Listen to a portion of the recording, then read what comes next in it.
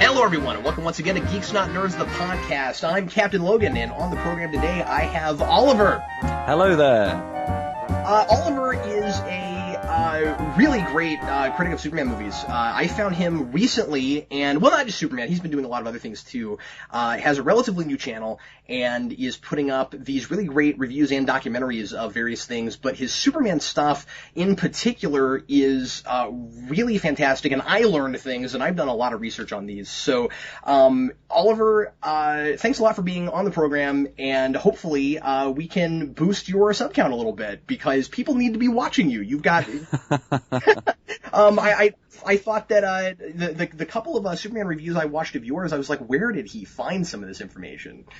Well, yes, it was a lot of it came through like websites when I was younger. I sort of did a lot of research, and I've met other people who are big Superman fans and sort of found out through information through them, and it's sort of, and also added my own opinion and sort of experiences with them and into my reviews. So yeah, I mean, it's Superman films, and you can get a lot of DVD documentaries on them, but it's hard to find things that are new and add a different perspective on it. And so that's what I did with my Superman 2, 3, and 4 reviews. But yeah, I hadn't seen that you've done 3 and 4 yet. I've got to go watch those. Oh right, yeah, the fourth one is the first one I did. So that's like the tone of my voice and sort of the recording level's a bit weak. That's my early ones, but Superman 2 and 3 are fine.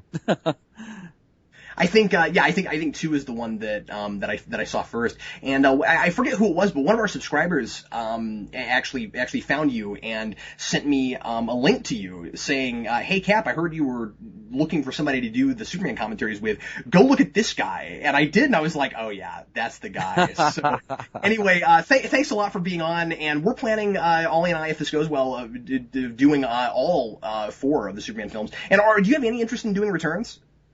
Yes, we can watch Superman Returns. Yes, I've got a lot to say on that film, so. Yeah, I figured you would. Yeah. Yeah. All right, cool. So we're gonna go all the way through. So anyway, without further ado, let's go ahead and get going on this.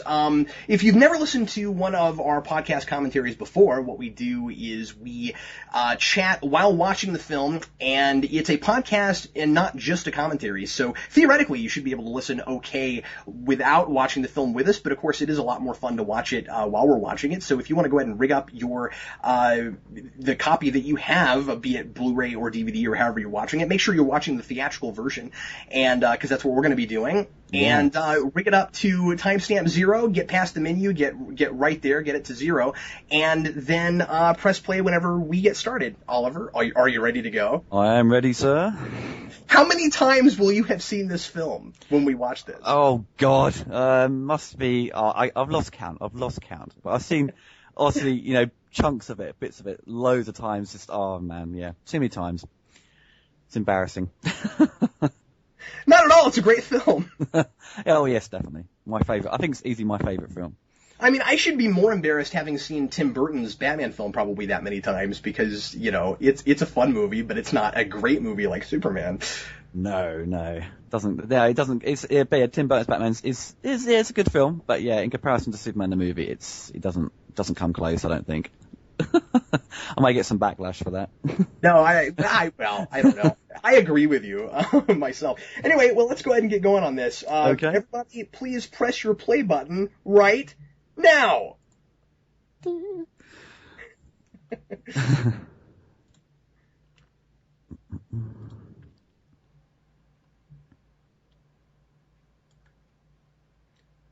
Oh, picture dedicated to Jeffrey Onsworth.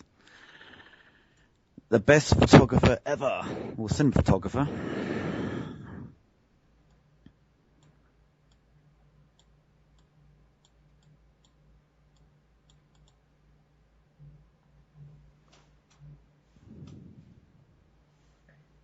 So, I have heard some people complain that this bit at the beginning with the comic book is odd, because it's like it's outside of the continuity of the film, and that's like problematic. Do you think? I don't think that at all. I think it totally works. No, I think it's absolutely perfect, because it is the transition of the comic book coming to life, and as you see, it's got, you're in a cinema, then suddenly the curtains, move apart, and suddenly the whole thing comes at you. Yeah. It's definitely one of the best openings for a superhero film, because it's going from its roots, the comic book, then it's coming to life, like in a very theatrical way. I always thought the original title of this film was really telling. They called it Superman the Movie. I mean, I like that they felt the need to recognize the fact that it was a comic book first. Oh, definitely, yes. And I think that they really pay a lot of homage to the fact that it was a comic book, and they like that, and they're not afraid of that. I don't think Richard Donner wasn't like, let's try to make this as far away from comic books as possible. Oh yes, yeah. I mean, it's I think what I love about the title sequence itself, it's such a big display of showing off that they've got all these people involved. From the act like Marlon Brando, Gene Hackman, and then suddenly you've got the production designer, you've got the editor, you've got the composer John Williams. So it's all a big show off, of all this talent they have behind this film, and it shows, Yeah, it's like they're really excited about the fact that they get to do Superman, not like what it really was actually, where we don't know if this is going to sell, but we're going to try to really sell it. Oh yes. Because from the very beginning, they didn't know if this was going to be the massive hit that it was. Oh no, not at all. I mean, a lot of it was all very unsure really what was going to transpire with the film. I mean, I think only people that really knew it was going to be something special was like Richard Donner and the people around him. But the producers didn't really have a clue really of what Donner was trying to do with Superman. I think they were just more concerned about the money,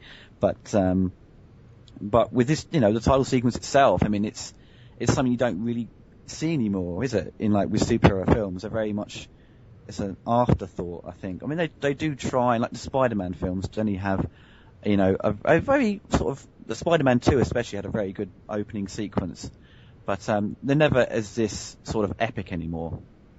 Yeah, and I think that the title sequence, actually, I think, maybe this is a crazy thing to say, actually I think had a lot to do with why the film was so successful. I mean, you needed a great movie with it too, but I mean, it's right in your face. It's like, we're doing Superman and it's going to be amazing. And then it lived up to that. Oh yes. I mean, because you just had Star Wars, so you needed something with a big intro. I mean, Star Wars also doesn't have a pre-title, credit sequence. I mean, I think it broke many rules in terms of these certain rules, aren't they? That films are supposed to have a title sequence, but George Lucas didn't want that. But with Superman, you've got the classic method of filmmaking with a title sequence, and right. These days we're getting farther and farther away from title sequences. I know, especially with Batman as well. And I actually really like that for that film. It does suit the film, but it suits the film a lot, and it was a big deal with Begins because you didn't expect it. You're like, wait, where are the titles? Oh, we're just in this movie now, and that was awesome. But when you're not expecting it, it's really cool. But for something like this, you gotta have it. Oh yeah, I mean, that's why I'm very unsure about the new Man of Steel. Where are they gonna have a pre-title sequence? They're going to have something epic at the beginning, or are they going to go like the Christopher Nolan route and just have a Superman-esque, slowly move towards the screen? That's it. And what's a big cop out? Because Hans Zimmer is panicking. He's got to do a Superman theme, and they're not using the Superman theme. So that's a good point. It's it's going to fail. If it doesn't have the Superman theme, I think we also kind of take it for granted now because something like what we're looking at here can be done by pretty much anybody in their basement now. But back then, that was expensive. Oh yeah. I mean, because it's cost a bomb. This was the most expensive film ever made when it came out. I mean, it was like 50 million. So Warner Bros. Pumped a lot of more money into it after they saw the dailies and were so impressed with what they saw. And thank goodness too. Oh, definitely, yeah. I mean, the starting sequence with Krypton, just some of it I didn't realize how they shot some of these things, like the planet as well. I mean, someone said there was That's what I love. You can't tell because of course it's cliche to say this now, but obviously not computers and things like that. You don't know right away when you're looking at it how exactly. It was done. That's right. People always talk about how amazing John Williams' just main Superman theme is, and it is, but a lot of these other cues don't get talked about as much, and this kind of like past the fanfare, this kind of bit where we're opening with Krypton, and you've got the da da da da da da. That's right, yeah. That's great stuff. Oh yeah, I mean the music he composed for like the Krypton is absolutely fantastic. When Jonathan Kent passes away, the music there, and there's also scenes where he goes to the North Pole and creates a fortress by throwing the green crystal, and all of those musical compositions are incredible. I mean, I think just because he just obviously done Star Wars as well, this is, I feel, was more of a mature John Williams than the Star Wars, where it's more playful. It seems more like John Williams being a lot more serious, but there is elements of humour to it, and him having fun with it. But I definitely would put Superman in his maybe top 3 best soundtracks. Oh yeah, absolutely. I don't think back at the time you would have gone to this movie necessarily expecting to see a big epic on the scale of Star Wars, and you know from the first 15-20 seconds that that's what you're getting. Yes, it's so much more bigger, I think, than Star Wars at the time. I mean, because I think because they paid so much for Brando, there's so much publicity behind it, and with the tagline, "You'll believe a man can fly." Yeah, good point. It really, got people into theaters, and just because they wouldn't show the special effects of Superman on the news or any sort of broadcast. Because they didn't want to give away the technique what they used, which was a Zoptic system to create Superman, the sort of front projection flying system. So you can only show scenes where Superman's not flying, just doing some action or spinning into the ground or whatever. But that sort of idea was quickly pushed. So maybe about 6 months later, they let people see, Superman fly on the big screen, on TV. General Zod will always be one of my favorite villains of all time. Oh, I know. He's so good. In Superman 2, he's absolutely fantastic. And we've had this short little bit with General Zod. He's just shows how intimidating he can be. And you look at him in the face and you go, this is going to be a thing, isn't it? Oh, yeah. When I was a kid, the hula hoop thing freaked me out. I never knew how they did that as a kid. I was like, how did they do that? I didn't either, but like the big floating heads and the hula hoops, I was just like, I like to call them that because it's funny, but it's kind of terrifying for some reason when you're a kid. Like you're trapped in it. I can't get out. I'm trapped in it, and I don't know why I'm trapped in it. Well, and then you go to the, then you're stuck in a mirror, and it's even scarier. Yeah. I mean, you don't really show you, do they, the Phantom Zone until I think it was like Supergirl, the movie. They show you the Phantom Zone, and it was like. And then you realize it wasn't anything like as terrifying as it should have been. Well, I don't know. It was. In the Phantom Zone in Smallville TV show was pretty bad. I thought. Oh, I don't like it either. Supergirl got it quite right, but they should have had loads of monsters there or other people who they trapped and things like that. It just seemed quite empty. See, I always got the impression with this movie that the Phantom Zone was the glass.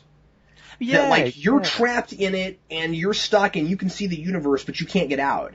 I never liked the idea, the kind of Supergirl idea that it's actually like a wasteland kind of place.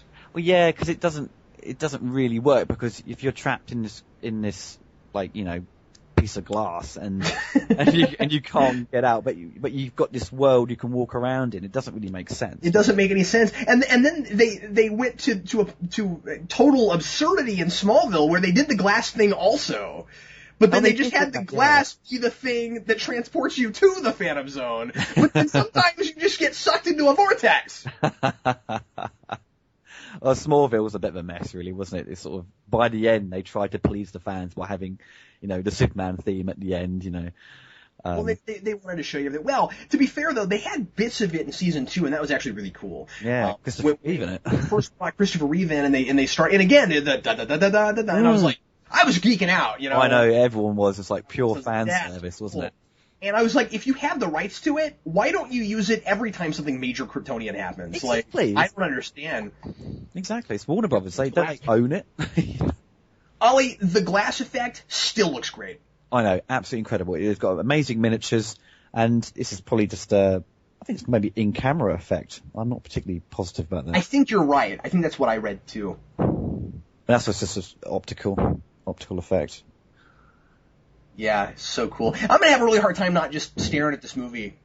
I know, it's an absolutely beautiful film to look at. It's been a while since I've seen it, and I'm very excited just sitting down and watching this. And from the title sequence, like I cannot start that title sequence and not go, yay! That was the thing, you know, when I saw Superman Returns at the cinema, you know, just seeing the title sequence again with the music. I mean, everyone was just like in awe, just like wow, you know, it felt new because so many films haven't had an intro so epic, you know.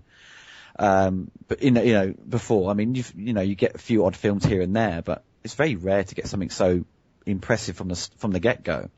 I mean, with this sequence here, with the Kryptonian Council, it's always, when I watch Superman and I look back at it, I always wanted more scenes set on Krypton. Me too. And see more people and see some of the corridors and see, you know, more life, because it seems quite empty. I mean, you see the council itself, but when Krypton explodes, before it does, you see other people sort of running around panicking, but that's the only sense of the large population of the planet. But it does seem quite confined in a small little world. Ollie, would you not say that you could get away with a major commercial film set entirely on Krypton?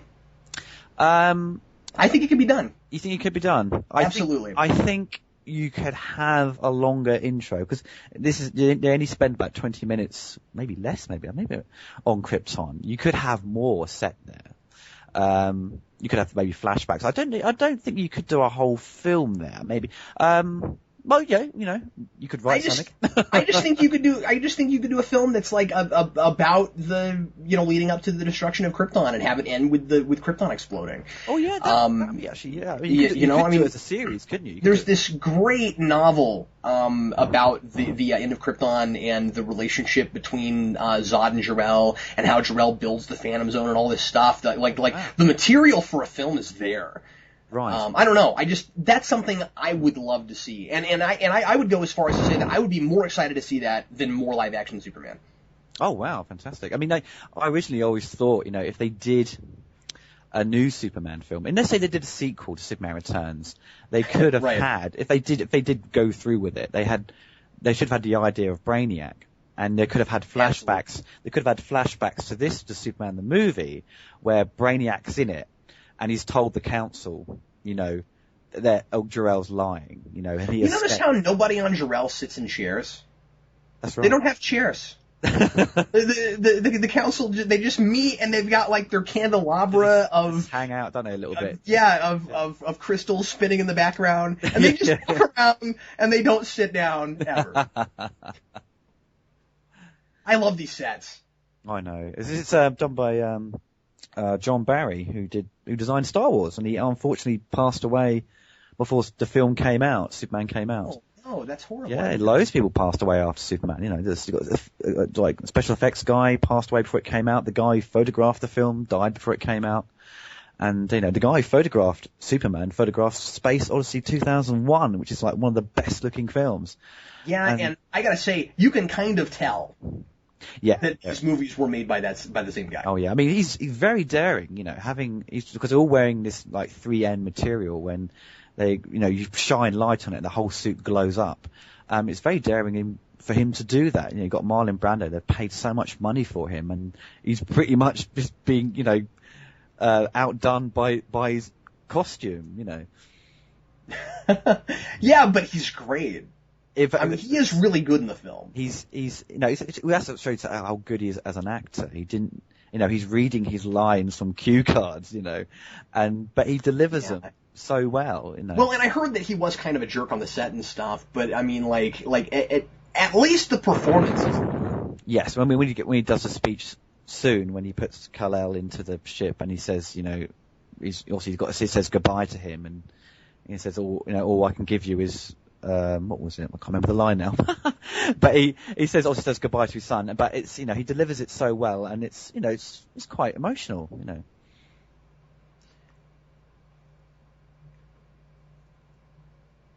No, the red sun's getting closer. In the in that novel I told you about, I can't remember I think it's called The Last Days of Krypton, maybe. Right. There's an idea there that actually all of Kryptonian architecture comes from these crystals. Hmm. And I really like that. And there's kind of this. So they've taken the idea from the film then, and put it in the book, right? Okay. Mm-hmm. But like, I'm not sure that the film ever comes out and says like all of their architecture is done with the crystals. Oh right, okay. Well, I kind of like that idea. Oh, definitely, I like the idea of crystals. I mean, it's kind of strange. I think the concept for the new Superman film, I think Krypton is going to look a lot different. Yeah. But then, does he have a Fortress of Solitude in it? And in the Fortress of Solitude is kind of, for the last 20 years, pretty much, they've copied it from the film. That's right. I think it's been done the one way, pretty much. Yeah, but the fortress is supposed to be, like a homage to his home world. So, right. is it going to be different? Is it going to look completely weird in the new film? So it's kind of odd. Maybe so. Although I would say that because of the way Returns turned out, I think that maybe going a totally different direction and trying to distance themselves from these is the way to go right now. I think so. I think it's to be. I mean, let's not keep being redundant. We have these movies. Oh yeah, that's true. That's true. Don't you think Marlon Brando's Superman S kind of resembles George Reeves' S? Yeah, I always thought that. I always thought they did that on purpose, just to show, why their white costumes are so wrinkly. It's just a 3M material they've put on. So it's all grey. Those suits are all grey. So once they get lit, they're all just glowing white. And they have kind of a aluminum foil sort of. Yeah. texture to them. That's right. Of course, the blanket is red, yellow, and blue. That's right. Yeah. And it's like, I think, because doesn't it, I think it does say, maybe in a Donner cut, he says his blanket will protect him, and it's supposed to symbolize his suit later on, isn't it? Right.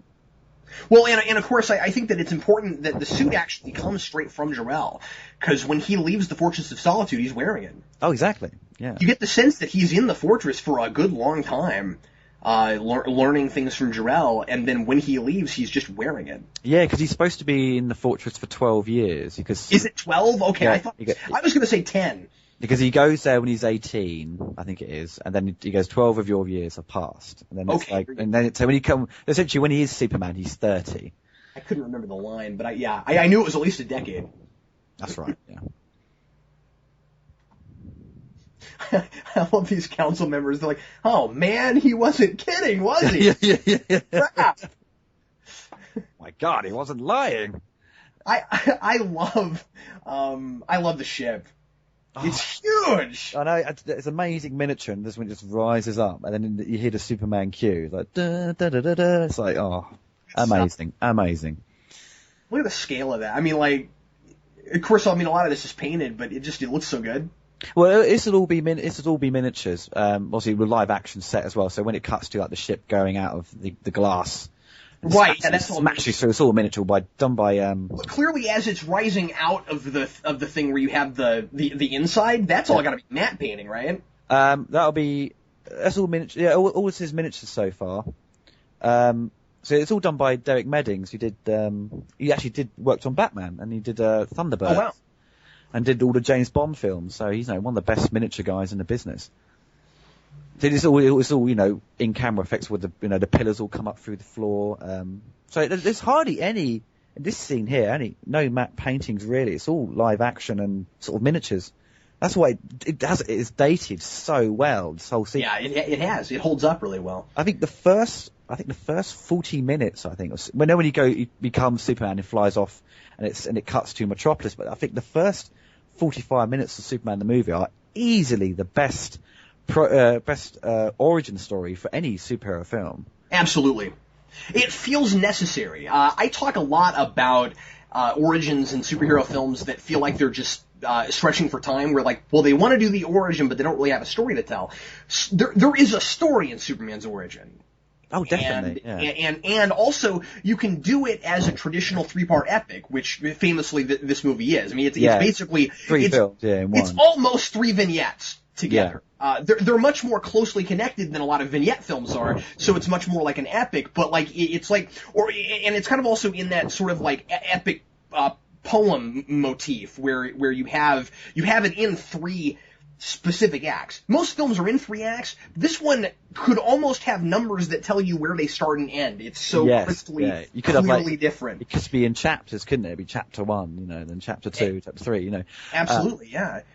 I love that Jor-El is a character that you come to care about. It's not just because, the movie is about Clark Kent. It's about Superman. And so it could have been done in such a way where you were like, well, why did we need, half an hour, 45 minutes of setup before we actually got to our protagonist? Yeah. But Donner does a fantastic job of making Jor-El, I don't want to call him a dual protagonist really, because that's not quite right, but he mirrors his son so well. They set up this whole idea of, the famous son becomes the father, father becomes the son thing, that like Jor-El feels necessary. You wanted to spend time with him. And you need that so that you can understand Clark as a Kryptonian and Clark as a human being and as an American.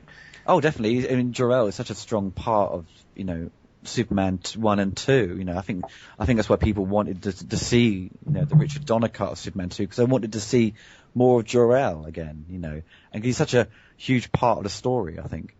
Well, in a lot of ways, it is a story about a son and his father, and not that his mother wouldn't also be important, but it's not a sexist thing. It's just that it's about a son and his father, not a son and his mother and his father. That's right, and also it deals with him and his human father as well, Jonathan Kent, very well as well. I mean, and he loses, he's lost, both his fathers really. That's right. And that's, quite a sad sort of story for Superman. You get with Batman's lost his parents, but with Superman he's lost everyone. He's lost a whole planet, and then he's lost his human father as well. And I thought that it was so smart and fun to go ahead and have his father die in this film rather than keep his parents alive, like they often are in other continuities. Oh yeah, that was it. I saw Lois and Clark, the Dean Cain show when I was a kid, and his parents are alive throughout it, and they always offer him advice and stuff. And it was, I suppose, the comics had his human parents survive. So I suppose in that retrospect, it was staying faithful. But I like the idea of Superman being essentially alone. I always wondered if they did this, if they came up with the idea of his father dying, or if that was somewhere in prior comics, like pre-crisis stuff that I just never saw. Because like you said, in more modern comics, usually his father's left alive. Now I think in New 52 they actually killed him. Oh, right. I think so, but in through the 90s, I mean, they've got that during like Reign of the Superman, after Death of Superman, they actually have this thing where Jonathan like almost dies and then doesn't. Oh, that sort of thing. So they played around with it, but like I wonder if they borrowed this from someplace or if they made this up. I'm not particularly sure. I won't quote me on that, but I mean, I think they may have just made it up for the film, and it does give it a stronger emotional core to it, where Superman's lost both his fathers, so it does sort of make a sort of parallel between them two. It does sort of feel that he's lost Jor-El and he's lost his real father. Well, no, he's human father. So I think it just makes it a bit more of a pull at the audience's heartstrings. I also like the idea, as much as I did genuinely like, excuse me, Clark's parents in Smallville, I do always appreciate the idea of having them elderly at the beginning.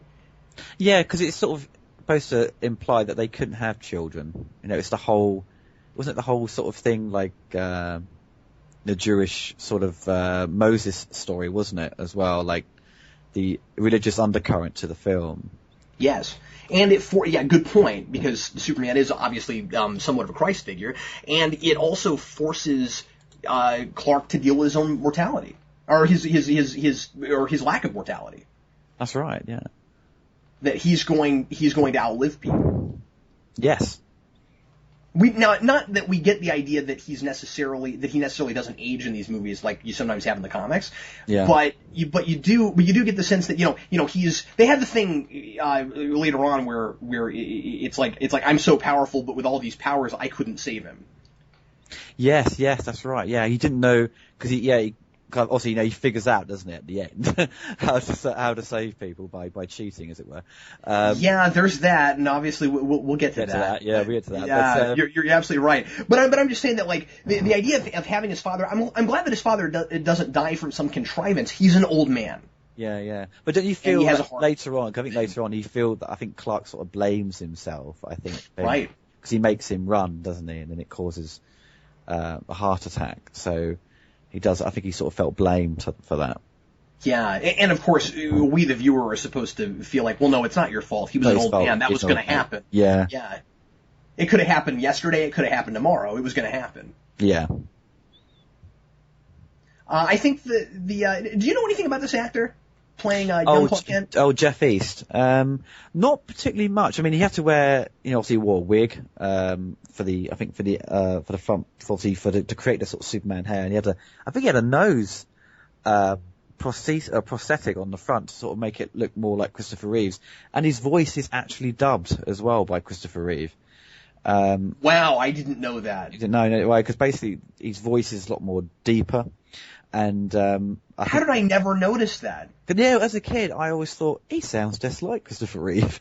Yeah, but I don't feel like Christopher. But if Christopher Reeve is doing his voice, he's not just doing a straight Christopher Reeve. Like, he's making it sound different. Yeah, he's sounding. Wow. Yeah. So That's when they think doing the dubbing or the mixing, they weren't happy. So Chris Reeve overdubbed it, and Jeff East didn't know.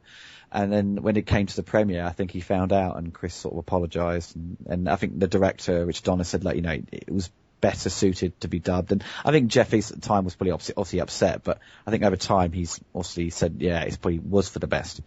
I just wanted to say that was quite a station wagon. I know. Yeah, it's huge. Wow. I didn't realize they had those back then. It's pretty cool when he kicks the when he kicks the football. Yeah, it's like they put like a cannon in the ground, and he just fired it in time when he boots it. Now, what do you think of that scene they cut with little Lois on the train? Yeah, it's interesting to see that because you got the cameos of the original Superman from the what's his name now? I can't remember his name. The guy before George Reeves, and it's got Lois Lane from the George Reeves show. Right. So it's good to have a sort of cameo, but it is, I don't know, it does affect the flow of the film a little bit. Well, I just was never real sure if I liked the idea that she was supposed to be that much younger than him. Oh yeah, that's true actually, yeah. That doesn't make any sense. I mean, she looks about 7 now or something. Yeah, now they show her there, but you don't know that that's who it's supposed to be. Like, there's just a girl on the train, but isn't there a scene that's cut out where she actually has dialogue? And yes, it's that's like, right. Oh, that's Lois.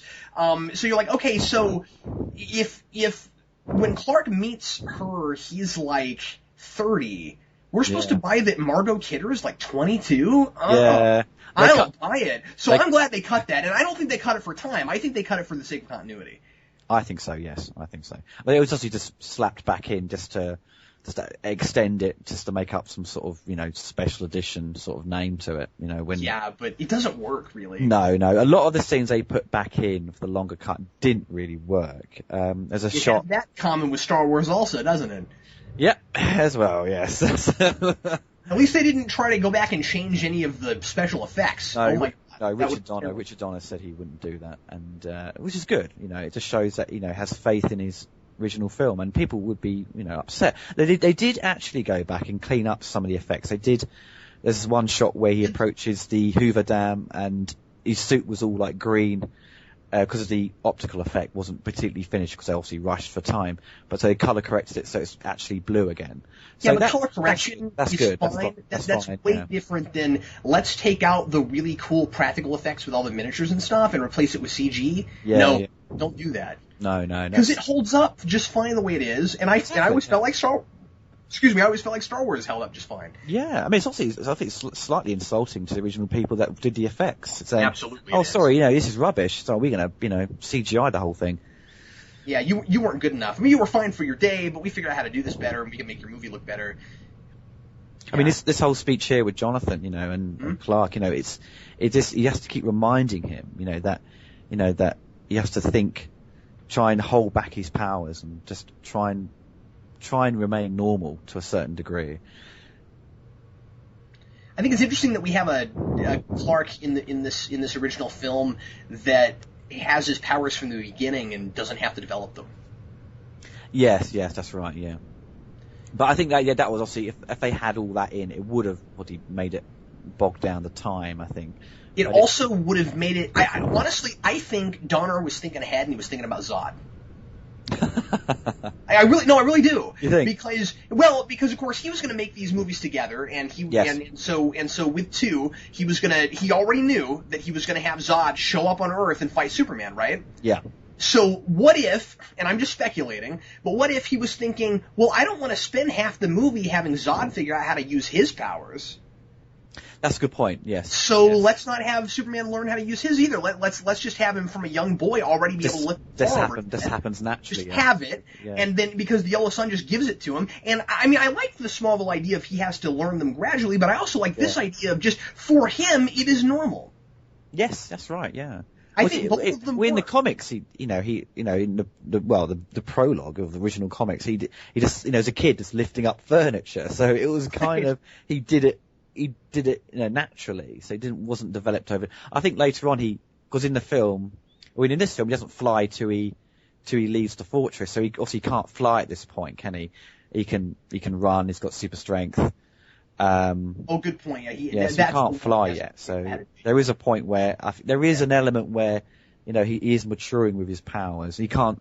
I think I'm not sure if he can see through things. I'm not sure. They may have mentioned something. It may just be that's not important, so we wouldn't know. Yeah. We've passed it, of course, already, but I wanted to mention that when Jonathan dies in that scene. Yes. There is a subtle funeral bell in the soundtrack. Yes. And that's very effective. Oh, definitely. It's very sort of something serious has happened. And then when obviously Mark Kent just sort of turns and looks, he's just lying there. It's quite shocking to a certain degree. I mean, it's very moving. I think children will probably get quite upset with that. Yeah, I know I did when I was a kid. One thing I did always wish was that he could have spent a bit more time with his human appearance. Yes. I've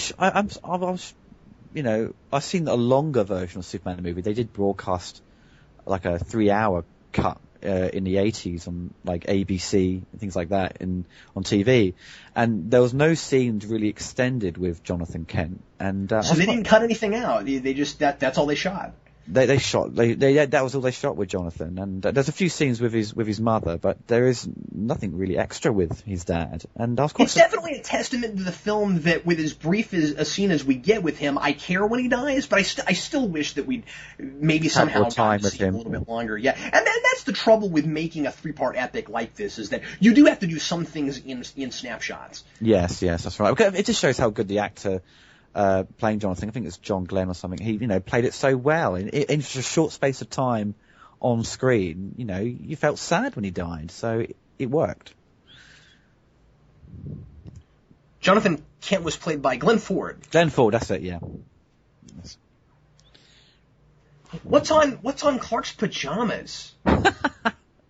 It's like red dots. Are they strawberries? Yeah, are they apples? What are they? I gotta know. See, I'm looking really close now, but the lighting's too dark. I can't tell. I think they are strawberries. I'm watching on a 47-inch screen, so it does look. Are they strawberries? I think they are. I need to look closer. Oh, never mind. See, now I can't tell because it's too dark. Well, anyway, yes, that's what you get here on our podcast. We try to figure out what's on people's pajamas. Observing PJs.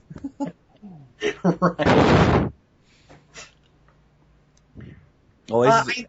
They did a wonderful job making the farm look like a Kansas farm at that point in time. I'm from Kansas. I've been to big, open, rural areas like that. That's what it looks like.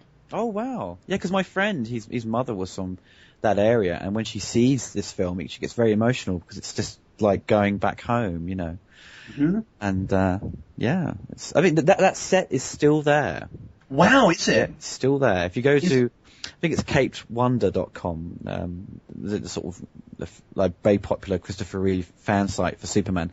They've been there, and people have found the old set, and it's all obviously covered up with all these this does look a bit run down, but yeah, it's still there.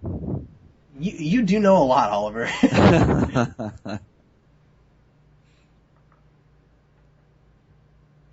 Oh, the old green crystal.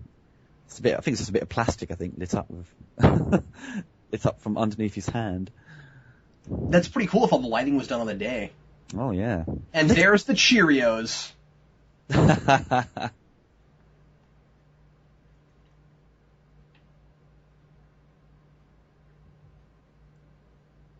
It's just an amazing shot, isn't it? The photography in this film is second to none. It's just, it's like classic look to cinema, but also quite modern in a way when it comes to Metropolis. You know, the film has a very pastel look. There's a lot of different, because the film's quite hazy at the beginning. When it goes to Metropolis, it's a bit more sharper. That's a great point. Yeah, I thought of that. And the colours are very much like pastel look, and it's very vibrant. And the Superman suit just looks amazing once he's on screen. Do you think that maybe that's done for somewhat of a thematic reason, where it's like it's blurry at the beginning because it's the past, and then we come more into focus? I suppose so. I mean, I think Jeffrey Onsworth. I mean, on Krypton, it's very foggy, isn't it, and very hazy. Right. And then when it goes to a sort of Norman Rockwell sort of, old like the Rockwell's exactly where I was going to go. Right. And it's definitely homaging that very well. I'm reminded of things like when I see these scenes, I'm reminded of things like Lassie.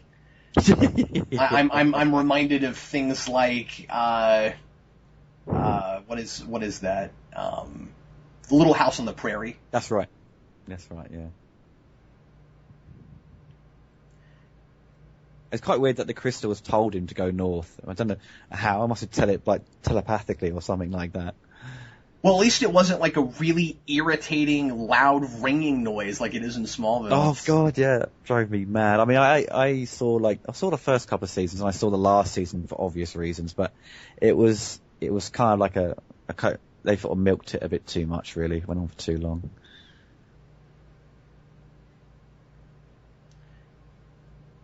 Every time somebody says north, I always, and I know I'm referencing the second film now, but I always go, North, Miss Tessmacher! Can't wait to talk about Gene Hackman. Oh, he is, absolutely. North, Miss Tessmacher! I am mushing! Yeah.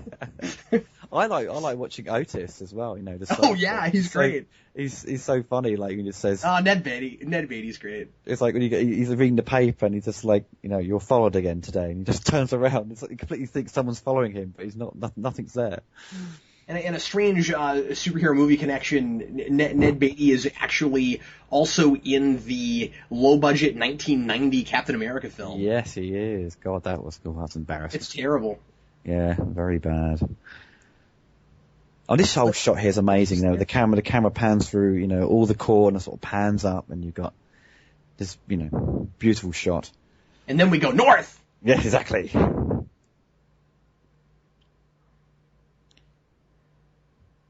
And then another of my favorite parts of the score, the kind of the mysterious kind of wonder of yes, it's and then he inserts that what I think is probably supposed to be kind of the Krypton, the kind of sad Krypton is dead theme of da da da da da da, like that's kind of back, but now it's sadder than it was at the beginning. Like at the beginning it was look at this.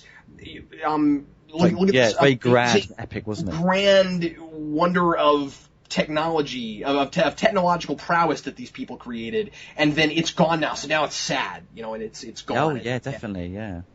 There's a sort of mystery to it as well. And then once he sort of, throws the crystal, then it all just builds up and becomes this humongous, epic ballad of this orchestra.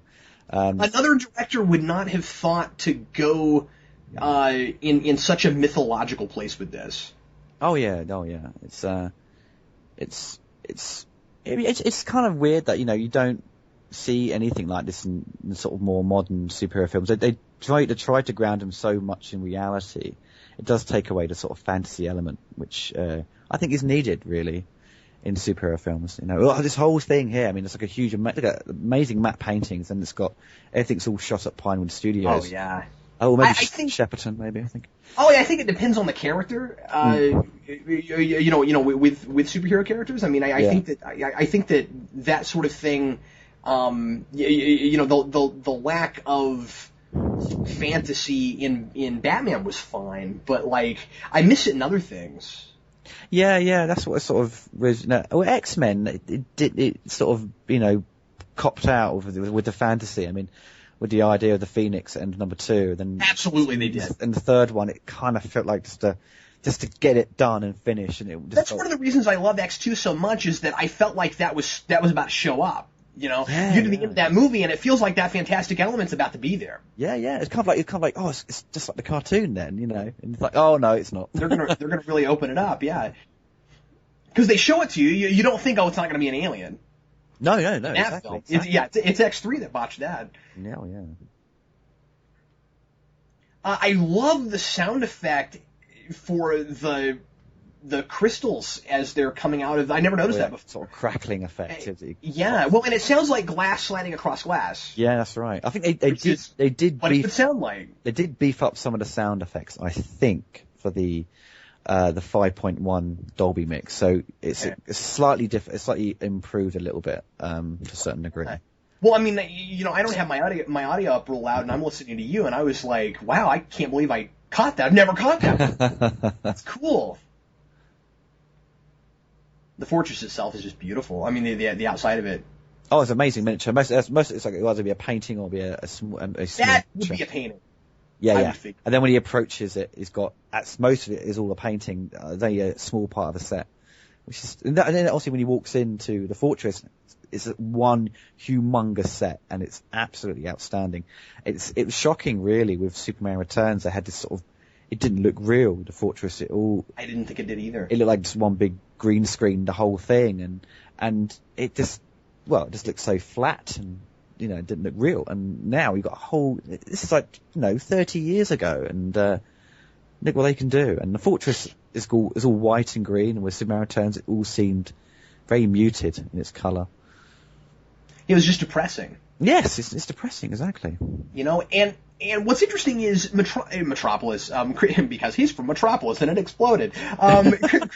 Krypton always looked like kind of like this sterile kind of place, like there's something not especially inviting about it, but it's not muted. Yes, right, yeah.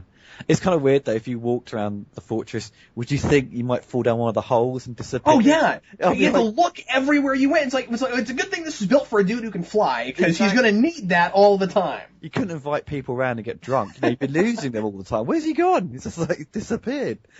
Well, when he has Lois there in the second movie, I always thought he better not run off to go do anything. Yeah. And leave her there. I was thinking of that. She has a line in that movie where when she's in the fortress where she says, "I guess I should be cold, but I'm not." Yes, right, yeah. I always appreciated that was there, because from the beginning of this movie, I always wondered, how are these people not wearing thicker clothes than this in these really cold-looking places and not just freezing to death? That's just a very clever point by the writers, just to include that little bit, just to make sure the audience go, oh, okay, right. And I'm not sure we have to understand it, because we don't get this technology. Maybe they have central heating and it doesn't. Yeah, exactly. And nothing melts. I don't know. Well, but is that ice or isn't it ice? I don't know. It's kind of, I suppose. Hard to know. It's hard to know. Yeah. So it's all crystals as well. So it's crystals and ice. So I don't really know. It's both crystals and ice. Snow. So Jor-El's disembodied head is so famous, it's been made fun of since this everywhere. That's right, yeah. Who else has spoofed this? I mean, it's been... Futurama has spoofed it, don't they? Yeah, absolutely. Well, and I'm not thinking of a lot of good examples, but I know I've seen it spoofed in a lot of places. Yeah. Obviously now it comes like the huge sort of... This is one of my favourite scenes, because... Me too. When he, talks to him about, where he's from and who he is and what his powers are. And then when you sort of travel with him through space and you can hear his voice, if you've got surround sound, it's beautiful, and it just sort of goes through all the speakers.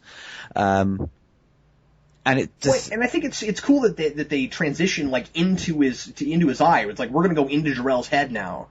Yeah. And get it kind of from his perspective, which makes it the scientist's perspective.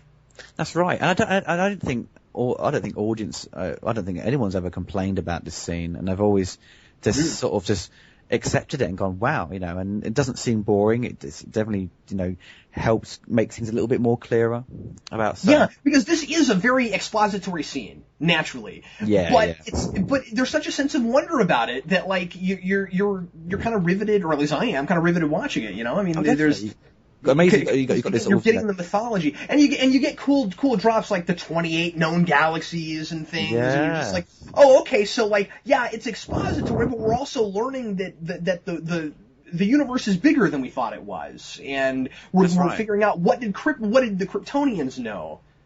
That's right. Yeah. That we didn't. And he talks about like the human heart and like messing with time, doesn't he? Like history. Yeah. He must interfere with human history. It's not just a history lesson. It's not just a science lesson, but there's also some philosophy here. That's right. Yeah. I mean, it's just. I think originally, when it was written by Mario Puzo, I don't think any of this was in it. And so Tom Mankiewicz, who's sort of the creative consultant, they gave him the name, but he actually wrote the whole script. But it's added so much of extra mythology to it and explained things, added a level of science to it, and create something quite special. Here we go. He's got the most the iconic. Only lack the light to show the way. Exactly. Good stuff. The iconic scene. This whole scene coming up. I think Richard Donner was one of the first scenes they saw of Chris flying on camera.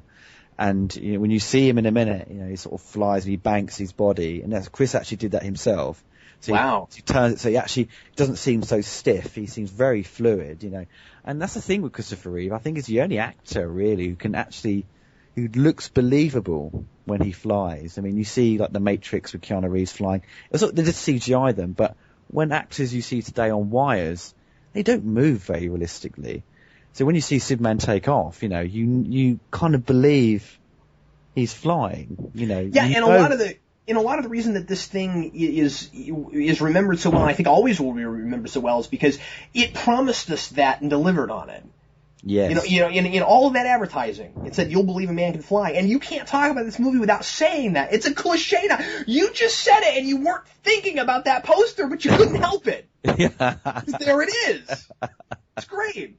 It's like you can't see the wires. He's flying. So I believe it. When Jor-El says, I meant to say this earlier. When Jor-El says their capacity for good, that was always a big deal to me, because when I was a kid, it blew my mind that Jor-El sent him to Earth on purpose.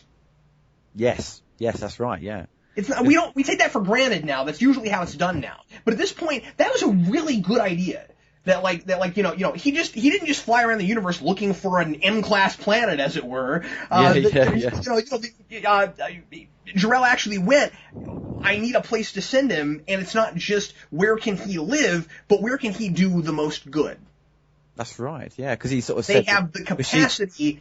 I can give, so the idea is, I'm going to give you them so that you can become a symbol for what they can become. And he actually had Superman in his head. I love that idea. Oh yeah. Okay, it's kind of, I don't think that idea was ever sort of discussed before the film, was there? In the comics. To that length, Mm-hmm. So it definitely added an extra layer to it of like just how expanding Jor-El's ideas, In a lot of places, the Superman suit is made of, either Kryptonian material or just has his father's crest on it. As far as we can tell here, Jor-El made it up. And as far as we can tell, Superman was Jor-El's idea. Yeah, that's true. I actually never thought of that, actually. That's a very good point. And I don't think it's a problem. I think it's really interesting. Oh, definitely. And this whole scene here where she like smashes the bottle and it sort of fizzles all over him.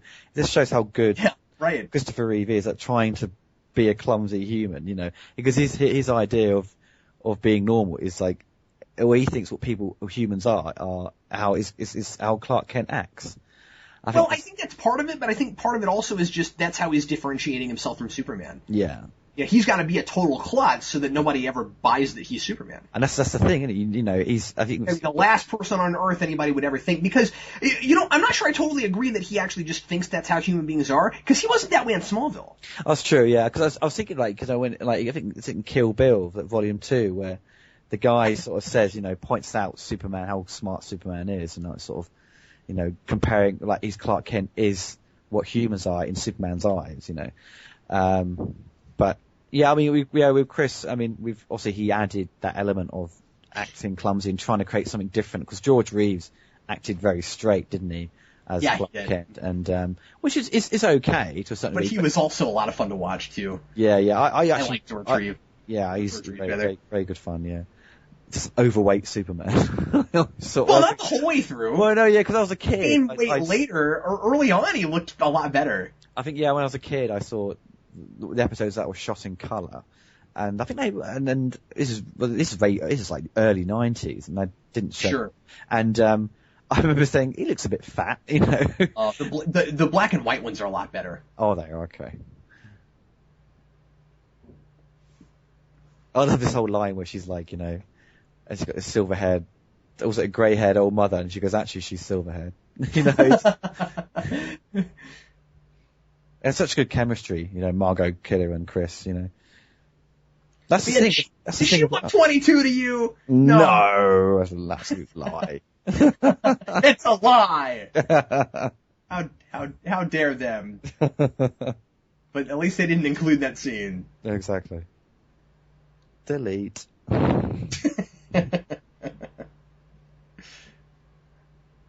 But yeah, we've had such a great attention to detail, you know, where he was constantly pushing his glasses up and stuff like that. Oh yeah, definitely. I mean, he's always, constantly pushing his glasses up. There's a great scene coming up when he, you know, when she gets mugged, doesn't she? But he describes the contents of her bag, and she's like, how'd you know that? Because he's got X-ray vision, but it's so subtly done. And also using the word swell, you know. No one uses the word swell. Yeah, and I love that as old as this movie is now, we're already at a point where no one said the word swell anymore. Yeah. I think you see the cameraman in the reflection of the revolving doors, I think. Oh wow, you're right, you can. Yeah. That's interesting. I wanted to make the point, Ollie, that I think that this is probably the very best time in history this movie could have possibly been made. You think? Yeah, and it's for a couple reasons. The first is, if it had been done in the 60s or the 80s, I think it would have been more dated. I think you're right. I think you're right. Yes. As not dated as it. Yes, it looks kind of like it's the 70s with fashions and things like that, but it's still somewhat outside of time to a degree. The other thing is, if it had been done very much later than this, we would have already been at a time where print journalism wasn't what it was at this point. Well, that's where you get the point where you get to Superman 4, where, you know, he not talking about the special effects, but talking about the sort of the costume design. It's because it's very much 80s design, and it does look more dated than sort of, say, the 70s design of clothes and things like that. I think, and also it deals with the idea of newspapers being overtaken and things like that. But it's obviously now, in hindsight, internet sort of took over from newspapers. But I think you're right, actually, where, you know, it came out at the right time. Also, it came out just after Vietnam. Sort of, you know, people wanted something positive, and it's something different, and what they got was Superman, you know. Right, yeah, and I mean, like, this optimistic film wouldn't be made now. No, definitely. It'd be different. It's kind of strange, really. I mean, because every superhero film uses Superman the movie as kind of a template. Yeah, it definitely, because Christopher Nolan said, you know, Batman Begins, he was very much inspired by this, and Sam Raimi. You know, all the Spider-Man films do copy the Superman films, you know, where you got Superman, you know, Lois finding out his powers, and Spider-Man 2 does the same, and Spider-Man 3, he's evil, and Superman 3, he's evil. So, you know, maybe... That's a great point. Never thought of that. If they did Sam Raimi's, you know, Spider-Man 4, maybe they'd have like a weird character from the sun, you know, like Nuclear Man or something. Yeah, and they'd make it with no money at all, and they'd get all the actors that they had gotten for the previous ones, but they wouldn't be happy to be there. And... Exactly, yeah. Everyone's really old and fed up and can't be bothered, you know. And I will shoot it in England as well. There you go. Right.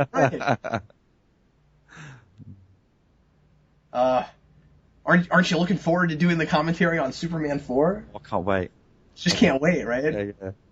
Yeah. So Otis. Now this scene as a kid, where the police obviously tracking. Oh, that's this guy. One of the cops is Richard Donner's cousin. He's like. Oh, I can't believe you knew that. He's in Lethal Weapon. He plays like Mel Gibson's like chief, the boss. He's in Lethal Weapon and Predator 2. He's in but this whole scene as a kid, I always found it quite boring. I didn't really. It sort of did drag the film down a little bit. I mean, obviously the element was to try and to introduce Lex Luthor, and you've got Otis sort of bumbling around trying to buy a newspaper and steal some chocolate or something. And but when they extended Superman the movie for TV, this scene was even longer. And wow! Like, oh god, no. You're right. It does drag things down a bit. Yeah, but it does also because it does kind of feel when you see coming up Lex Luthor, you don't really see him, you see his voice, and he's sort of watching this TV. It kind of feels like an episode of it kind of feels like something from the 60s, like a Batman TV show for example. Lex is on his closed circuit TV. That's right, yeah. He got it was like Dr. Claw from Inspector Gadget. He's like watching, this TV. And, it's bizarre. It's baffling to me the number of times Lex in other things now, different versions of Lex Luthor, has come to Superman over a TV that nobody else can see. Or, like a frequency that nobody else can hear. It's like they did it in Lois and Clark. I mean, it's done everywhere. That's right, yeah. Not everywhere, but it's done in a lot of places. Oh, definitely. I don't think Smallville Lex ever did it, although it would have been great if he had. Yeah. It would have been great if Michael Rosenbaum had been, Clark, only you can hear this frequency. Lex, why don't you just call my phone, dude? Wait. It's like, oh, sorry, I'm just trying out some new technology. It's quite good, isn't it? But I am the villain of the story, and I've got a ring now. And yeah, anyway.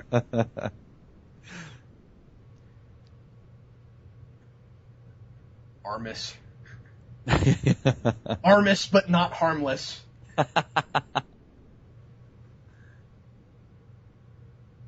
On track 22.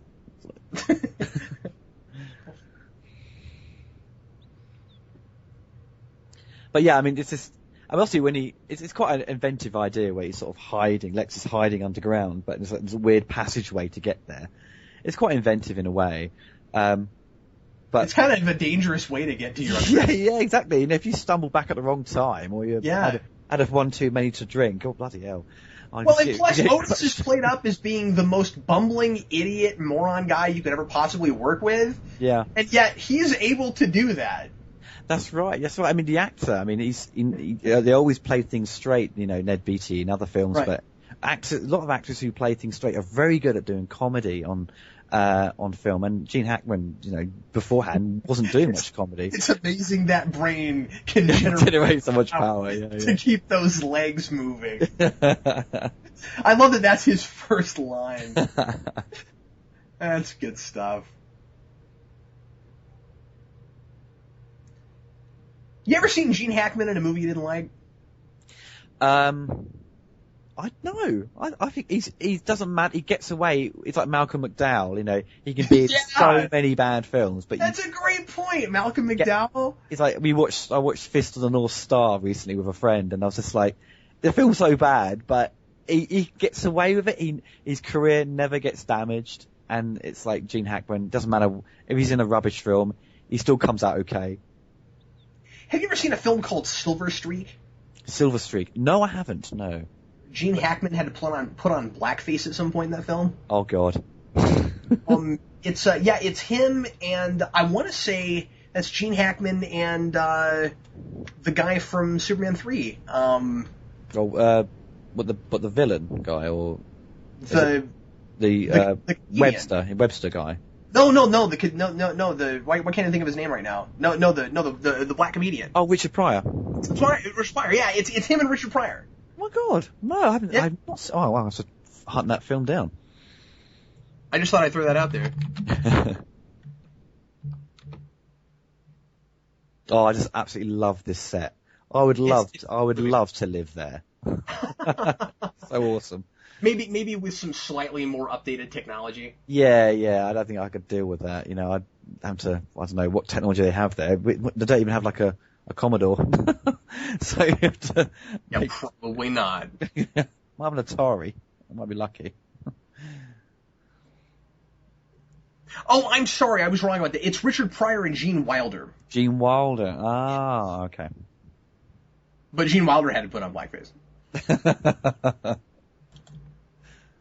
It's been since I was a kid since I saw that, so I couldn't remember.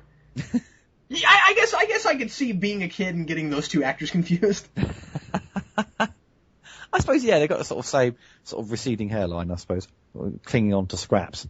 Well, and they both do a lot of comedic roles, or not a lot of comedic roles, although Gene Hackman seems to have done a lot more serious stuff than comedy.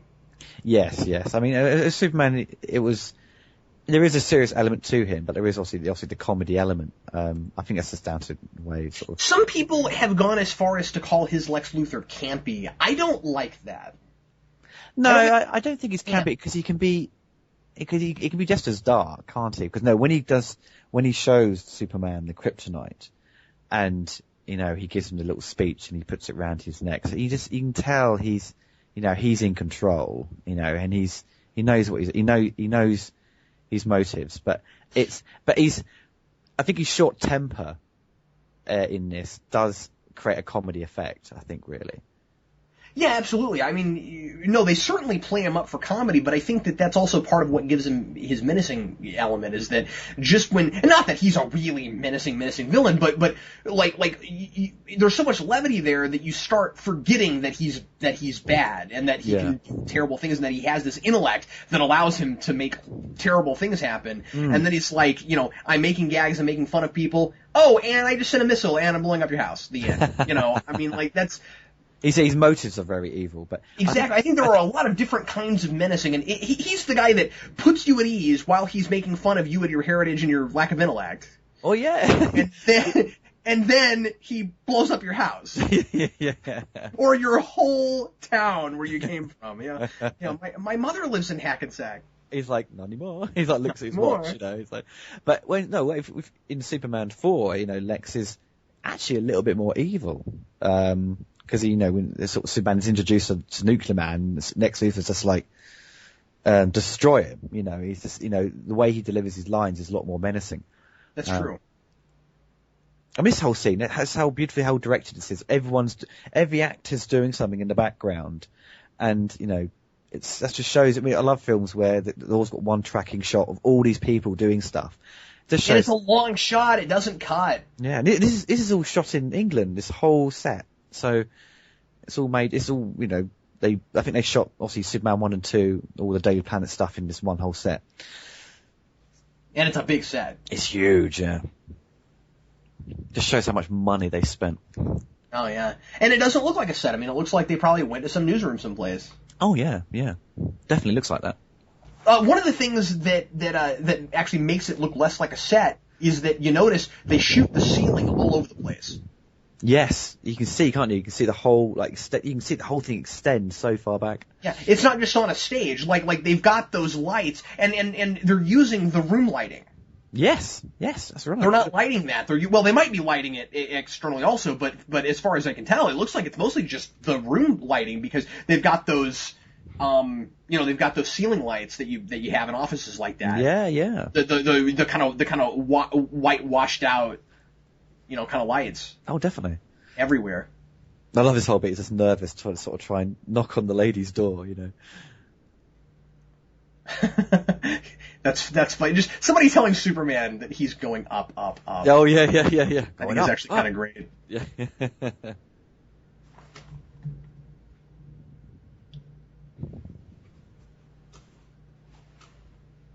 I think actually there's a scene coming up with the helicopter. There's a guy who's flying the helicopter, and there's a voice on like a radio or something like that. But it's actually Christopher Reeve talking, doing another voice. Yeah, it's quite wow. Yeah, quite random. You think with all the sets they built, they could afford other people to do voiceovers? I know. Must have run out of time in your dubbing. So, John Chris, do you want to do this voice? Yeah, I'll do it. So Metropolis is just New York. Yes, that's right. Yes, because it's got Statue of Liberty in it, so it's kind of, this is the area where it sort of grounds the film in reality, where in the comics is a fictional place, isn't it? It's like a made up sort of kind of, it's like Metropolis, like New York, sorry, but it's different, isn't it? Yeah, I mean, it looks like New York, but I always preferred the idea that in DC there is no New York. Yeah, okay. You have Metropolis and you have Gotham, and they're both light New York, but one's the lighter side of New York and one's the darker side of New York. That's But the point, yeah. these days we see New York in DC quite a bit, and I don't like that. Like, I don't think there should be a New York in DC. Because I suppose in Marvel comics, New York's in it, isn't it? With Spider-Man is actually in New York, isn't he? Yes. Yeah. Because they have some fake places, but for the most part, everything in Marvel, they use real places. And that was also one of the cool things that separated the two. Oh, yeah. Definitely. DC had a lot of made-up places. They have Bloodhaven, and they have... Well, was it like the idea, that nighttime Metropolis was essentially Gotham, wasn't it? Or some people would say, the nighttime is where Batman is, but in the daytime Superman's about. But obviously it's going to be a completely different area. Right. Yeah. Sort of. Oh, this whole scene now... The introduction of Superman. Now, I personally think, also it might be biased because I like Superman the movie, but it is the best introduction of a superhero. Where, Spider-Man the movie has something quite similar to this to a certain degree. We have to save Mary Jane, but we've got Batman Begins, his sort of introduction, he beats up the guys in that harbour and does it in a very stealthy way. And in the Tim Burton film, he's shown in the first 10 minutes, but it's downplayed quite a lot. But it's also used to sort of scare the villains, as it were. But with Superman, because that's what his shtick is, yeah. But with Superman, it's just the most satisfying introduction to the character to the public, And let me ask you this question: do you think that it would have been more satisfying had we not even seen the suit at all yet? No, I don't think so either. No, I'm with you. I think they did it just the right way. Just to give you a quick glimpse of him in action, it's like a great teaser for what's coming up. Especially because you've been going the whole movie waiting for it. I mean, you're nearly 45, 50 minutes in the film before we even see the suit, and that could be a problem if the movie is not good. Oh yeah, definitely. You've got to be riveted by all these other things. It's almost like. I think Donner's going out of his way to make you almost forget you're watching Superman. Yes. Where it's like you're watching an epic, you're watching a science fiction film, and then all of a sudden, oh yeah, and Superman's in this movie, yeah. And you got a telephone box, but of course you can't change in it. It's just like I love that. It's just a throwaway to the old Fleischer cartoons. Yeah, and I like that they didn't feel the need to actually have him change in a phone booth. Yeah. Oh, this whole scene's epic. We just sort of goes through the revolving doors, comes out and sees the pimp. This what the hell? Sees his outfit.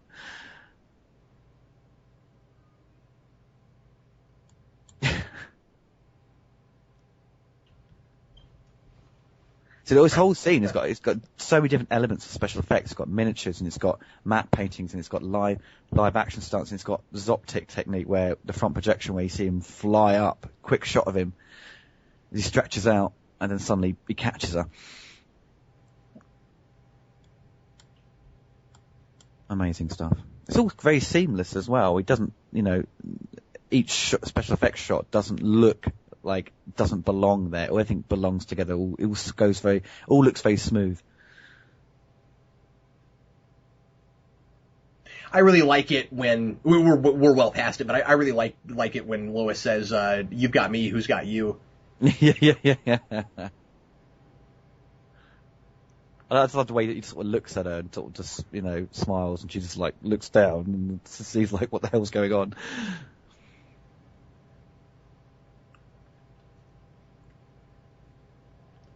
That is one of probably the most memorable action scenes in a superhero film. Oh, just Superman catching a helicopter. Yeah, and does it so well. It just looks so real to a certain degree. It's just dated very well. It doesn't look cheesy and cheap. I mean, you can watch Flash Gordon, which is two right. years later, but it's the effects are done in a way to homage to the old serials, but it does look dated. Where in comparison to Superman, it stands on its own. It still looks good. And he won an Oscar for its special effects. When he flies up after he drops her off in the helicopter, and he arches his back like that, that's so cool. I know. You were talking about that earlier when we first see him, but like we get more of a close up, and he like he's so athletic, like he's really arching his back to make it look like he's flying and he's not on wires. Oh, definitely, yeah. I mean, because Christopher Reeve wanted to try and portray that Superman was very balletic, and he's more natural with flying than he is walking. And this whole scene coming up with the crook, or climbing up. That is classic. The suction cups. And the suction cups. And he's like, it must have took him forever to get up there. You're just like, oh no, God, I've got to climb up there.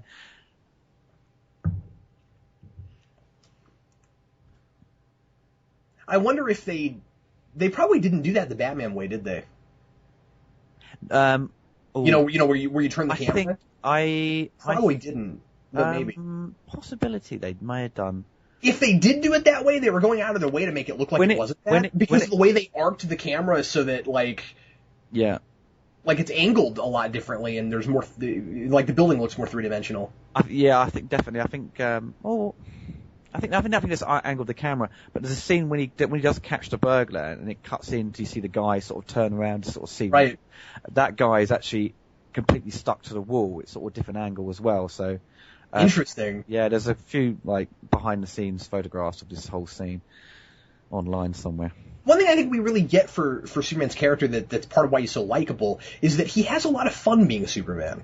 I mean, he likes being in the costume, he likes going around saving people, and he finds clever, fun ways to catch crooks and things where it's not Batman, he's not trying to freak out the guy, he's just like, I caught you, you shouldn't do things like this, dude. He's very playful, he's playful. Yeah. And I love how, like he didn't have to just stand on the side of the building like that and catch him. He could have flown up and grabbed him, but he was having fun with it. No, he's messing around with him, isn't he? Just to tease him,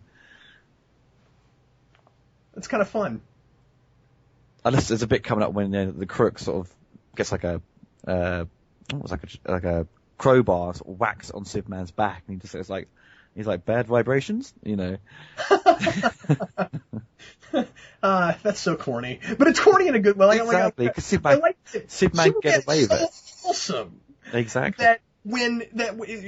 Clark, he will have Clark deliberately say really corny things, and then he will say things that aren't quite as corny, but are kind of that way. Oh, definitely. There's a charm to it, isn't it, with everything he says?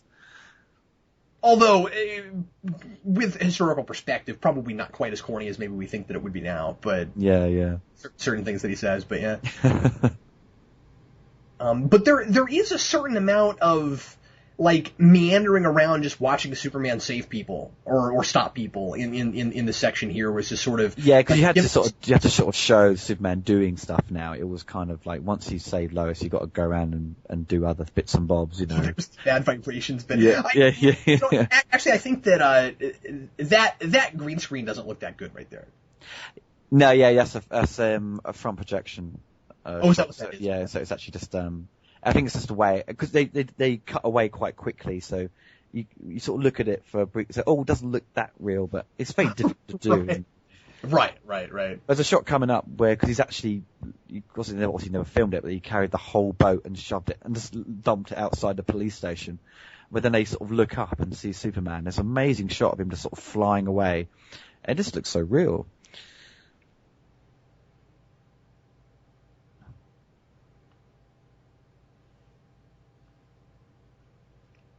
But they shot this film, I think, during the huge blackout they had in 1970s. I think 77 in New York. Yeah, I think so. Yeah, but they must have. I think they had their own generators on the set, so they could use the power. Wow, I forgot about that. I mean, I didn't realize that they shot this during the blackout. Yeah. Wow. I love this whole scene where he saves the cat. He's got to save a cat. That's classic. It's got to happen. That's what Superman's got to do. He does these little things. He can't, like in Superman 4, get rid of nuclear weapons because the nuclear weapons are there the next day in reality. In the comics, Superman's got to do things like save a cat out of a tree or just save someone from a burning house. That's what Superman does. Yeah, and it's not about, oh, well, if he's saving a cat, maybe somebody else across town's getting killed. You know what I mean? Yeah. Like Superman should have more important things to do. No, the idea is he's a symbol and he's trying to lead by example. So if he goes around and does things and does kind things for people that they can't do for themselves, using his immense power to just save a cat from a tree. Oh yeah, exactly. Or something like that. He's leading by example. He's saying, human beings, you guys might not have heat vision and flight and things like I do, but you can do these kind things for each other. The world's a better place if we all do these little things for each other. That's right.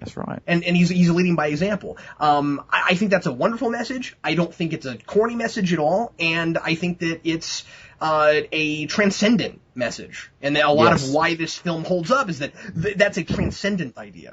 Oh yeah, you're very spot on there, definitely. And then you've got the classic airplane thing. I don't know what it is about helicopters and airplanes, but there's got to be one of those in every Superman. Maybe not every Superman movie, but is there a helicopter in Superman 2? He doesn't save one, but the one crashes into like a building. Oh, that's right. Yeah, in the little. Yeah, Ursa blows it into like this little farm building. Dun, dun, dun. Hard not to just watch the movie. I know. It's so enjoyable.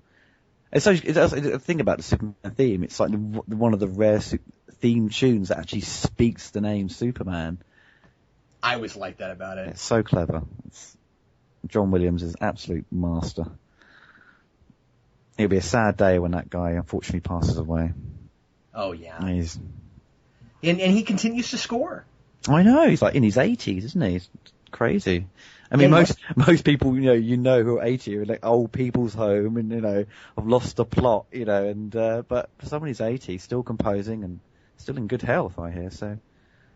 Well, it's hard not to think about that and be a little bit bittersweet with guys like that are like, people like him and Stan Lee, people that are like getting up there in years and still working all the time and still making their presence very much known, and it's hard not to think it's not going to be too long before they're just not with us anymore. I know, it's so sad. I mean, just Stan Lee just has, when you see him talk, he has so much energy and so much. He's 91, isn't he? Yeah. Somewhere around there, yeah. So useful when he talks. He's not going to be with us forever, and it makes you sad. It does. And it makes you happy that he's still around and doing stuff right now. Oh, but like it's like I said, it's a little bit bittersweet. He put up a tweet or a message someplace like I want to say 2 weeks or a month ago now, where he was like, I'm getting I'm having like a pacemaker put in just so that I can be around for another 90 years. Brilliant, because there was something recently that people thought he wasn't in good health, so obviously that must have been the reason where he had to get a pacemaker. I love the idea earlier where you see Lex's all these different wigs he had, and like Otis like finds the wig under like a pillow. He thinks it's like a spider or something. It's like, oh, scares the hell out of him.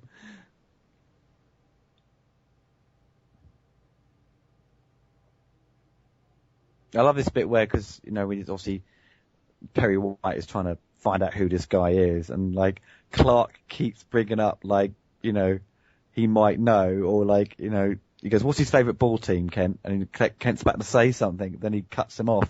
So it's kind of silly that Clark is trying to sort of emphasise that he could know him.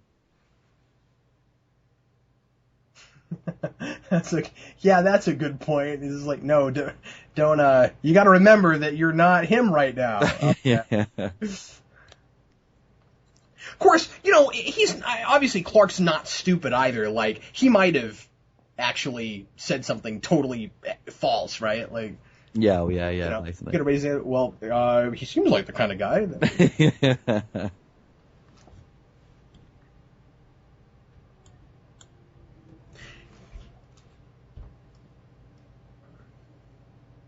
Which scene are you up to? Because I'm just thinking the special edition one has a scene where he talks to his dad, doesn't he? Yeah, I went ahead and skipped past it. Good man. I was just thinking, oh God. No, that's okay. I was watching it for a minute, and then I was like, because I'd never actually watched the special edition before. Okay. And I was like, oh, I guess that wasn't in the actual theatrical cut. That's yeah. new. Oh my god. Yeah. Well, just to let everybody know what happened, my other disc broke down on me, and I guess it had some scratches on it, so I had to put in the other one I had, which is the special edition. So I'm having to skip around a little bit to keep up with Oliver, but it's okay because we will still be able to finish our commentary. Exactly. We're all good. We're all good. So how often has this scene been quoted, Oliver? So, well, with the, with Lois on the balcony? Superman and Lois on the balcony, yeah. Oh, I don't know, really. I mean, it's, when he goes, which particular line are you thinking of? Well, I don't know. The pink underwear line comes up a lot. Oh, yeah. Yeah, I don't know why that is, but yeah. Well, she goes, there's quite subtly, and she goes, how big are you? I mean, how tall are you? You know? Yeah. Sort of sexual undercurrent to the thing. Yeah, and I love that it was able to get away with it. I mean, it's a really family film, you know? Yeah. And it gets away with those things, and it's charming here. Like, in another movie, and I want to say even at this time, in another movie, Superman might have been looked at as kind of a pervert for even, like looking at her underwear. No, yeah. Of course, she invites him to, but still, like I don't know if very many things could get away with that now, but even back then, it'd be tough. But like their chemistry is so good, you're not thinking sex. No, you're not. No, you definitely. You're not thinking it. It's, I don't think any parent could have brought their kid to this movie and thought, oh God, little Jimmy's going to hear about pink underwear. Like yeah. So. It's kind of a very, very. Very well written sort of first date they have, and it's played for laughs, but obviously there is, you can see the connection there, so it is so strong. I love the line where she's like, how old are you? And he's like, over 21, Yeah, that's great. I'm old enough to drink, but exactly.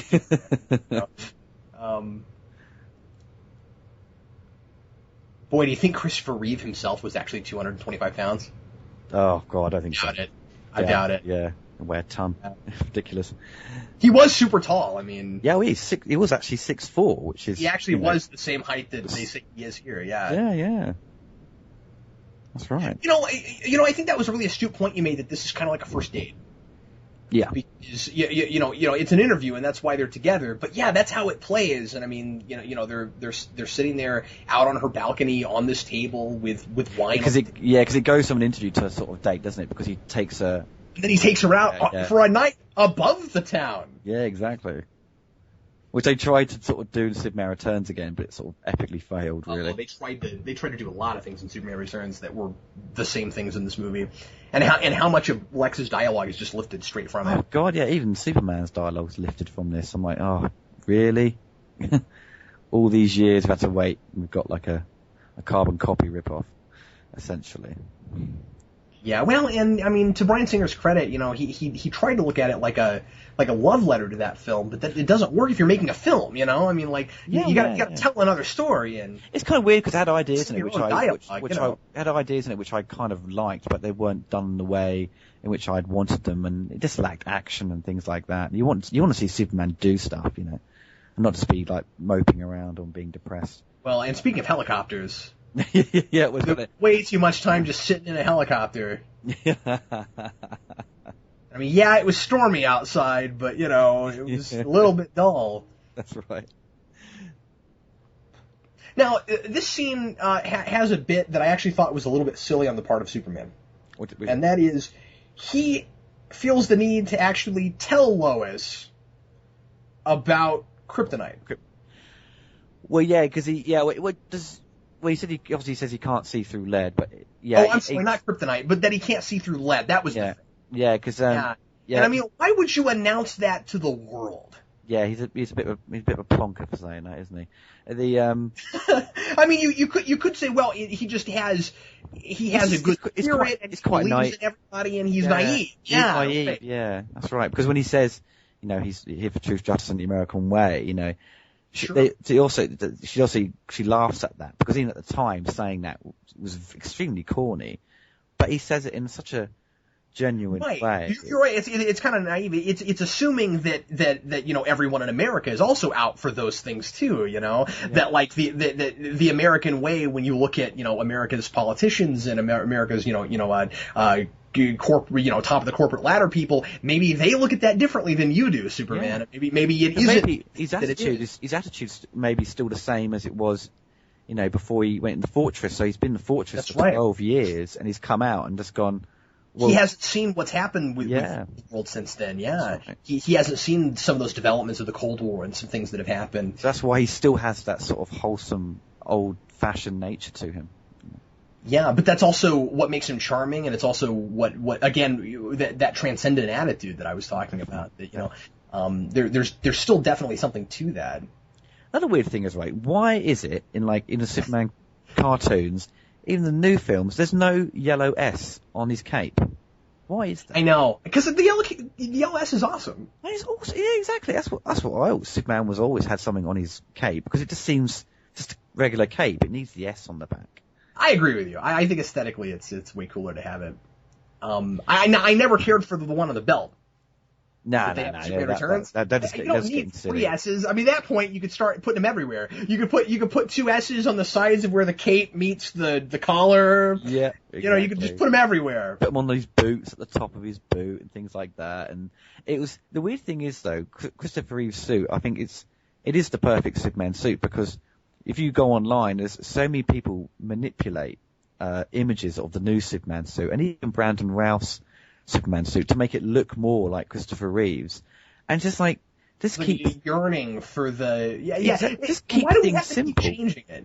Just keep things simple. Superman is he's about light. His color, it should be jet blue, jet red. It should stand out because it looks. That's right. That's why I saw the Avengers. Captain America in his suit. I was like, yes, the colors are generally quite. They pop. Yeah, exactly. It looks good on film, and he wants to be seen, and he wants to look like a bright, beaming, beacon of light. Yeah. Yeah, it shouldn't be. That's what I hated about the whole idea when these superhero films started getting very dark and everything's black leather and all this stuff, and it took away the sort of fun element of the superhero costume, and that's why people like dressing up sometimes as superheroes, because it looks completely different. It stands out.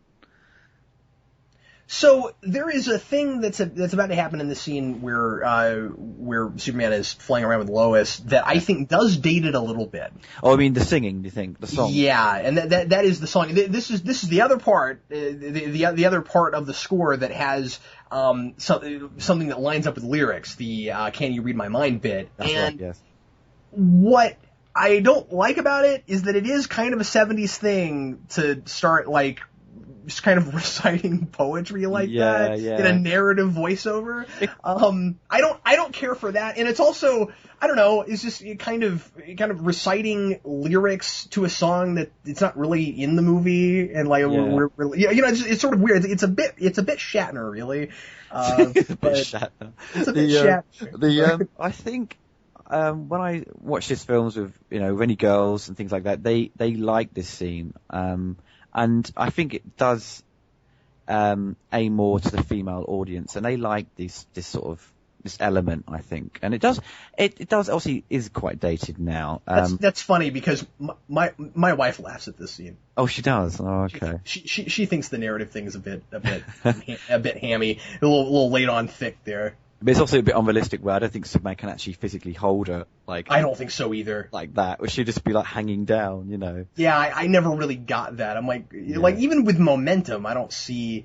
Maybe the idea is that there's a plume of air or something. Yeah. Is it because of how high up there? But also, I don't know. I mean, you don't want to get into the realism of it too much, because it's not a supremely realistic film, right? But I mean, just if they were up that high above the clouds and stuff, her ears would be popping. It'd probably be too cold for her in that nightgown. Yeah, all that kind of stuff. I mean, he's up he's in a bit of a stratosphere right now, right? He's kind of up where airplanes would be. Yeah. They're up a little high, so there's.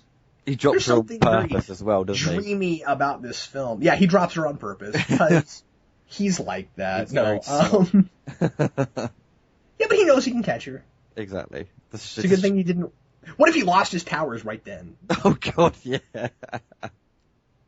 What if that was the moment where he drained all of his powers? Somehow. But no, you're right. They do shoot this in such a way where it seems like she can fly too. That's right. Yeah. I mean, it's also kind of the song as well. Kind of implies that he could read her mind. You know, it could just be another power he has. You know. Yeah, that's a little creepy. But I sort of like that idea too, where she, well, because he's so powerful, she just wonders what he can do. Yeah. I mean, this is all, you know. It's sort of a thoughtful character. That's right, yeah. I mean, even obviously on the technical level, you know, the effects here are very good. I mean, it's all, you know, in-camera wire work, so it doesn't date on a, you know, technical level. No, not on a technical level. I just think it dates it a little bit in a script place. Yeah. That bird really be up that high? Yeah. I'm just wondering. No way, that it was an owl or something, wasn't it? At this point, I'm nitpicking, but well, the thing is, the film is so good that you don't think of things like that until you know it real well. You know, I mean, like, or I would assume, like I'm sure it wasn't until I'd seen this movie a lot of times where I was like, well, no, wait a minute, I don't know if he could really hold her like that. You know, those sorts of things. Well, they get the science of the Superman it's a fun, film. touching scene, you know, works. And the science of the Superman films are always silly, aren't they? Anyway, so you know, on a scientific level, they're always just a bit ridiculous. So you just have to sort of, you know, just forget about that side. Well, although let's talk about that for a minute, because what's annoying is that some of the science is not ridiculous. Well, and some of it is really ridiculous. One of the coolest ideas is that Krypton blew up thousands of years ago. Yeah. That's great stuff. That you know, because of the way light speed and space travel would theoretically work if you could do that. Yeah. It exploded in 1938, they say, which is essentially when Superman the comics was created. Well, did they actually say that the planet itself exploded? Because I thought that Jor-El had a line, or there was a line someplace about how like it actually has been gone for like thousands of years or 1,000 years or something. There's a line that comes up, I think, but Gene Hackman says, he says, I'm sure he said Krypton exploded in 1938 and it took 7 or 8 years for the rocket to come to Earth. We'll find out. We'll see in a bit when it comes up.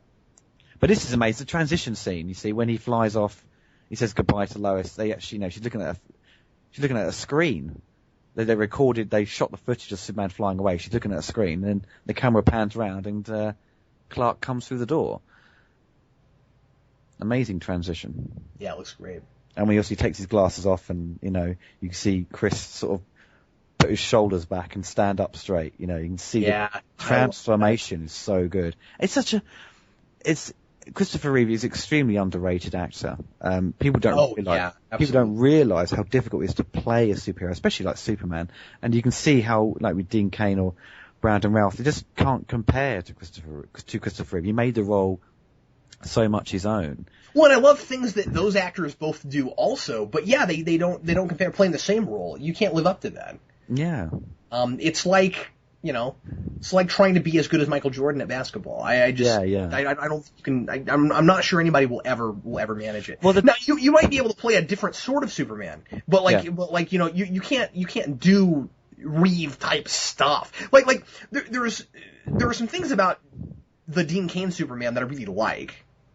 He's doing a different sort of Superman, you know. Yeah, he's doing the sort of George Reeves style where the Clark and the Superman are quite similar, aren't they? Quite similar, sure.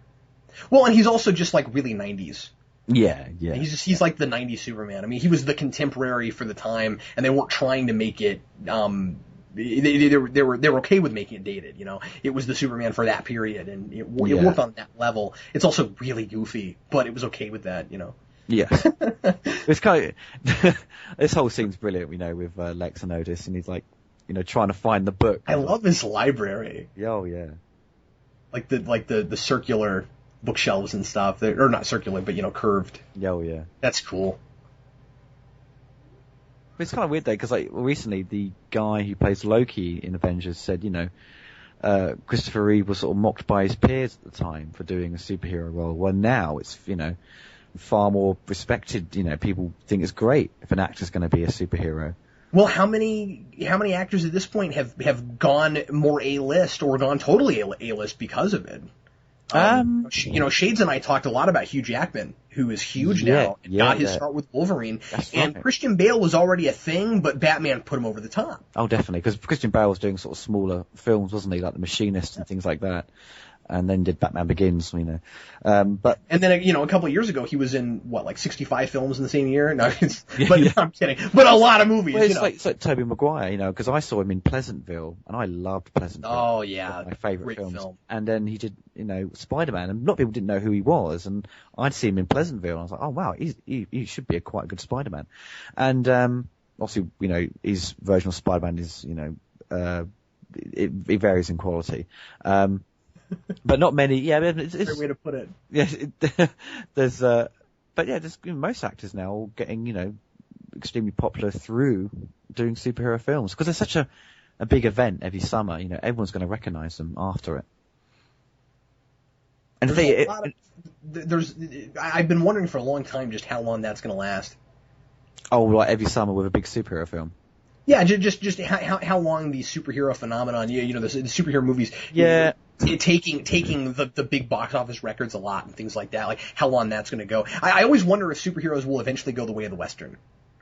Oh, that's a good point. Yeah. Because we used to have this with Westerns. And there's been kind of a resurgence of Westerns again, but like, you know, I don't think anybody ever thought this was going to happen with the superhero genre, or that it would last this long. We had that onslaught, as I always like to call it, that started, really in 99, 2000, you know, with Blade and X-Men, and then just kind of permeated all the way through the 2000s, and now is even bigger and blown up even farther. How long is this going to last? That's true, yeah. I mean, it may, if filmmakers continue to stay faithful to the source material, it will last for ages. Because X-Men, you know, Bryan Singer, you know, because if you look at the credits, it's got executive producer Richard Donner attached. Now, he got him attached to give the film credit. Because, right. Because, you know, he does, you know, he tries to stay faithful like Superman the movie, which also we all know he loved. But if they stay on the track of staying faithful and keep playing it straight and not trying to market the film as some sort of toy gimmick, then it'll go on for ages. But it's kind of like, you know, also when Jackie Chan became really popular and there's loads of martial arts films and they sort of fizzled out quite quickly. I think because the quality of the film sort of dropped in terms of storytelling and things like that. But I think superhero films, maybe give it another 5-6 years and you probably won't see the same level of box office as you do now. Do you think? There's a possibility of it going that way. I think if Superman... I think it depends a lot on Marvel. Yes, Because Avengers was so huge and they're building an empire right now. That's right, yeah. I mean, Iron Man, I saw the trailer for Iron Man 3 and it did look very impressive. I mean, it looks great, yeah. I didn't feel like I desperately need to see another Iron Man movie, because there's 2 Iron Man movies and obviously there's Avengers as well. It's quite an overdose of Iron Man. But I'm also intrigued to see what they're going to go with Captain America 2. So, but you know, if these sequels to these other characters don't work out very well, then you may see could hurt it, yeah. Yeah, it could drop in. You know, they may start doing less of them. This whole scene as a kid when he's sort of, you know, when I watched this, when he's trying to change the code on the missile so change its direction. Right. I thought it sort of slowed the film down a little bit as well. It does, yeah. But it's obviously just adding a bit more humour to it when obviously Miss Tessmacher's passed out on purpose and the bloke's like, you know, I'll give her give her mouth to mouth. Yeah. I'll do it. He's like, I'll do it. yeah.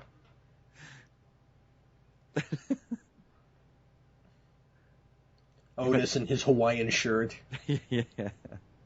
So silly. He's got the numbers written huge on his arm. Yeah, and I think he smudged it, didn't he? And he gets the wrong number.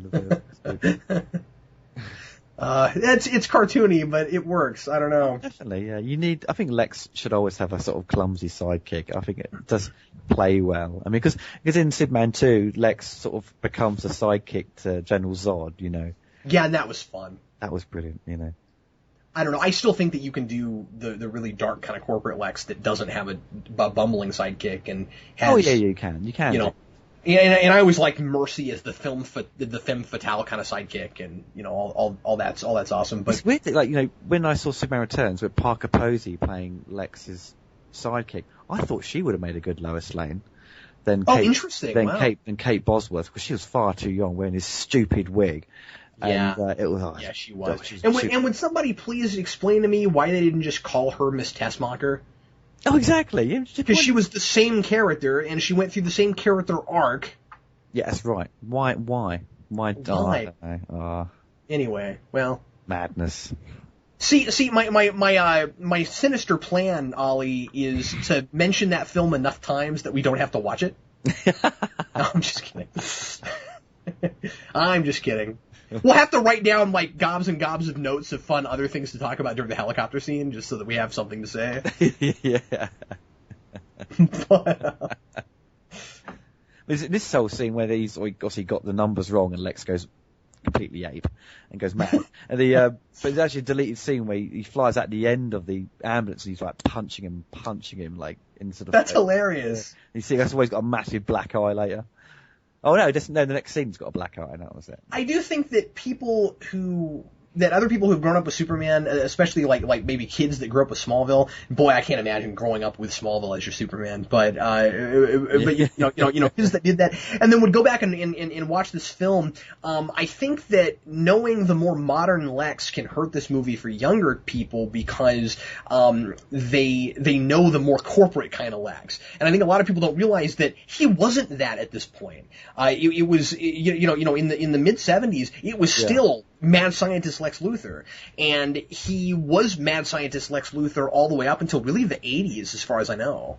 That's right, yeah, because I think when the whole corporate idea is really modern. They changed him in, was it 85, 86, when they got they got a new writer to do Superman, and he changed Lex into sort of the corporate guy. And it worked. It wasn't a bad move. And I've always said that Michael Rosenbaum is my favorite Lex Luthor. Really? I mean, yeah, I love him. That's the one thing about that show that I just really, really like. Yeah, he's a very good actor. Very good actor, yeah. And more recently, there have been versions of Lex that are kind of trying to meld the two, where he has the background of a mad scientist, or of a scientist, and he's a brilliant. Sometimes he's Dr. Luthor. I think in Morrison's action, he's Dr. Lex Luthor. Right, I didn't know that. But then in New 52, but then he also has all that money too. Oh, and yes. so they kind of merge the two, where maybe eventually he'll still have LexCorp, but his background is in science. I think you can blend these together. But at this time he was still just mad scientist Lex. I don't know if you know this, but originally he was just Luthor. It was actually a lot of years before Lex came in. Really? I didn't know that. For a long time he was just called Luthor.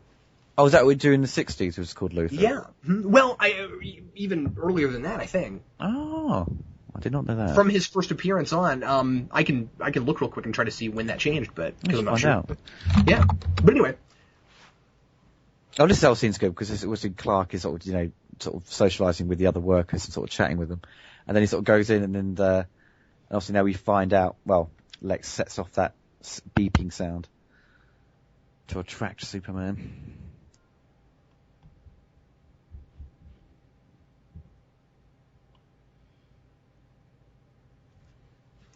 So he only appeared twice between 40 and 41 and was called Luthor at that point. Oh, right. Okay, so that's very early on then. Yeah. Mm-hmm. Okay. I knew he was early. I didn't know he was that early. I'm not sure when they started adding Lex to it.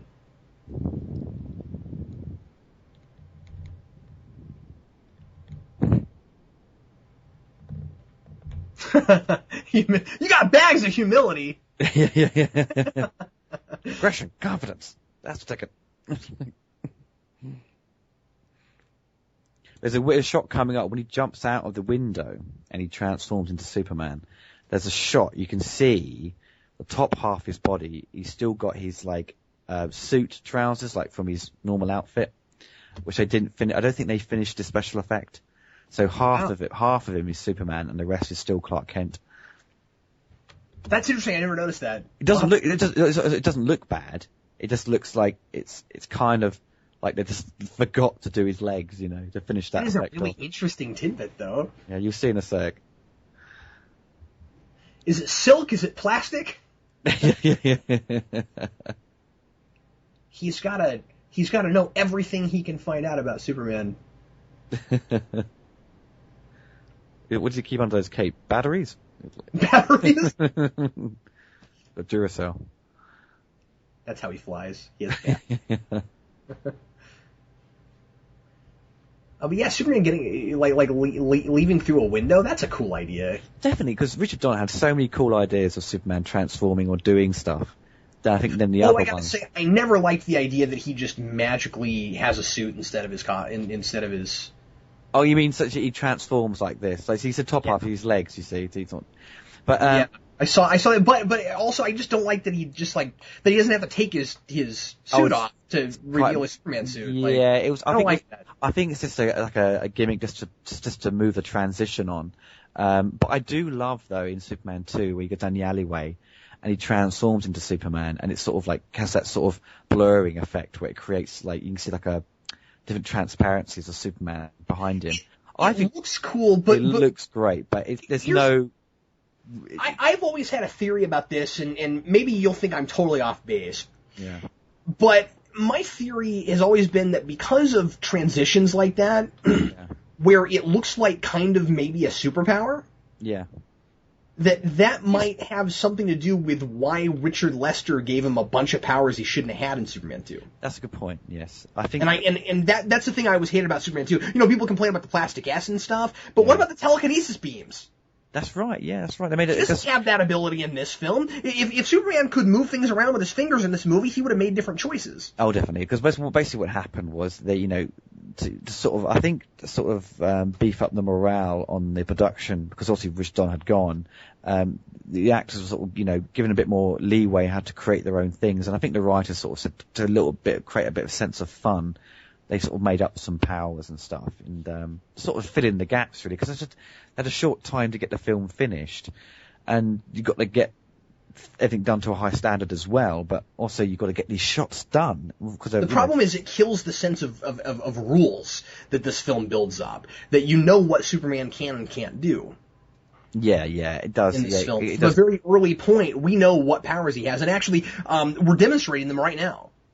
Yeah, definitely. In the scene we're watching now, where Lex is kind of putting him through his paces, sort of, and we're like, oh, okay, so he's impervious to fire, he's impervious to bullets, these are the things that he can do. And then you get to the second film, it's like, oh, and he can move stuff with his mind? He never did that before, It's problematic, because he also, importantly, didn't have those abilities in the comics, and so, I think even before this film, people were by and large pretty familiar with what Superman's powers were.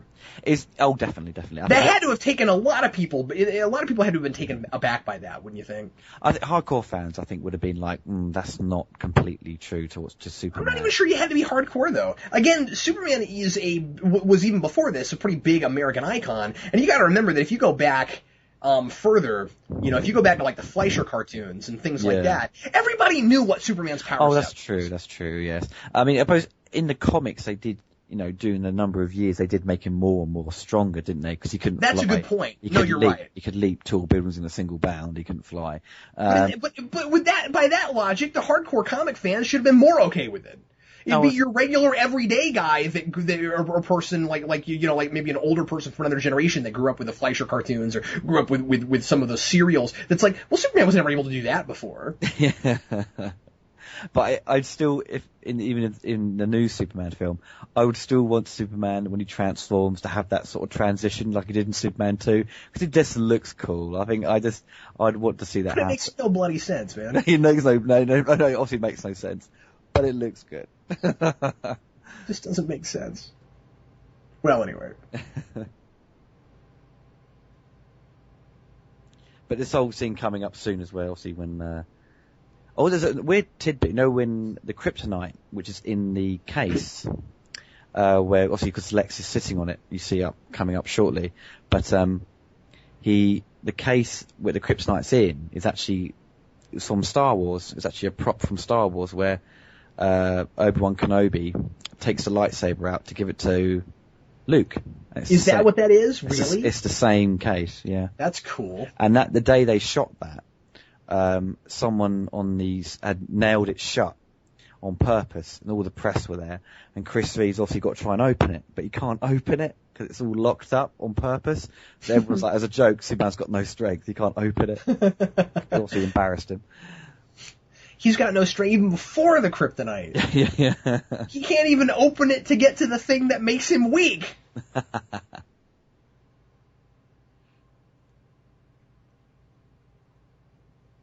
But yeah, I like the idea that Lex has a plan that isn't about, like, trying to strong-arm Superman. You know, trying to create something that can match him physically, because he recognizes very quickly that he can't do that.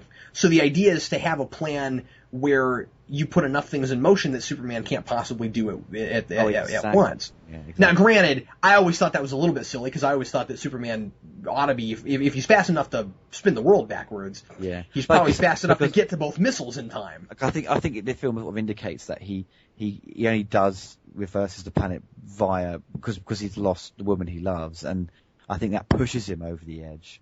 Well, that's true, but still, he's fast. You know? Oh, yeah, definitely, yeah. Although, that's an interesting thing, too. He hasn't done anything yet to demonstrate how quickly he can fly, so Lex wouldn't know that necessarily. No, he wouldn't, no. That's true. So when he later on says, you can't possibly stop them both, he might be thinking that he can't possibly stop them both. Yeah. Because, because Superman, you know, he obviously knows that what's going to happen, but he sort of doesn't indicate that he couldn't stop both of them, you know. Does that make sense? Interesting that, I think so. Interesting that Lex just said that he wants to start Lex Luthor Incorporated. And this is before we had a corporate Lex. That's right. Oh, that's good point. So it was before there was such a thing called LexCorp. So he wouldn't have called it that. That's right. Good observation. Didn't know that. Add a little bit of perspective. I completely forgot about that when you met that line. Otisburg. Yeah. What would, if Tessmacher had her own island, what would it be called? Tessmacher Land? Nothing really rhymes with her name, does it? No. It just, nothing rolls off the, Tessmacherville. Nothing sounds good. No, it doesn't have a nice ring to it, does it, at all? Maybe Tessmacher could just be a county.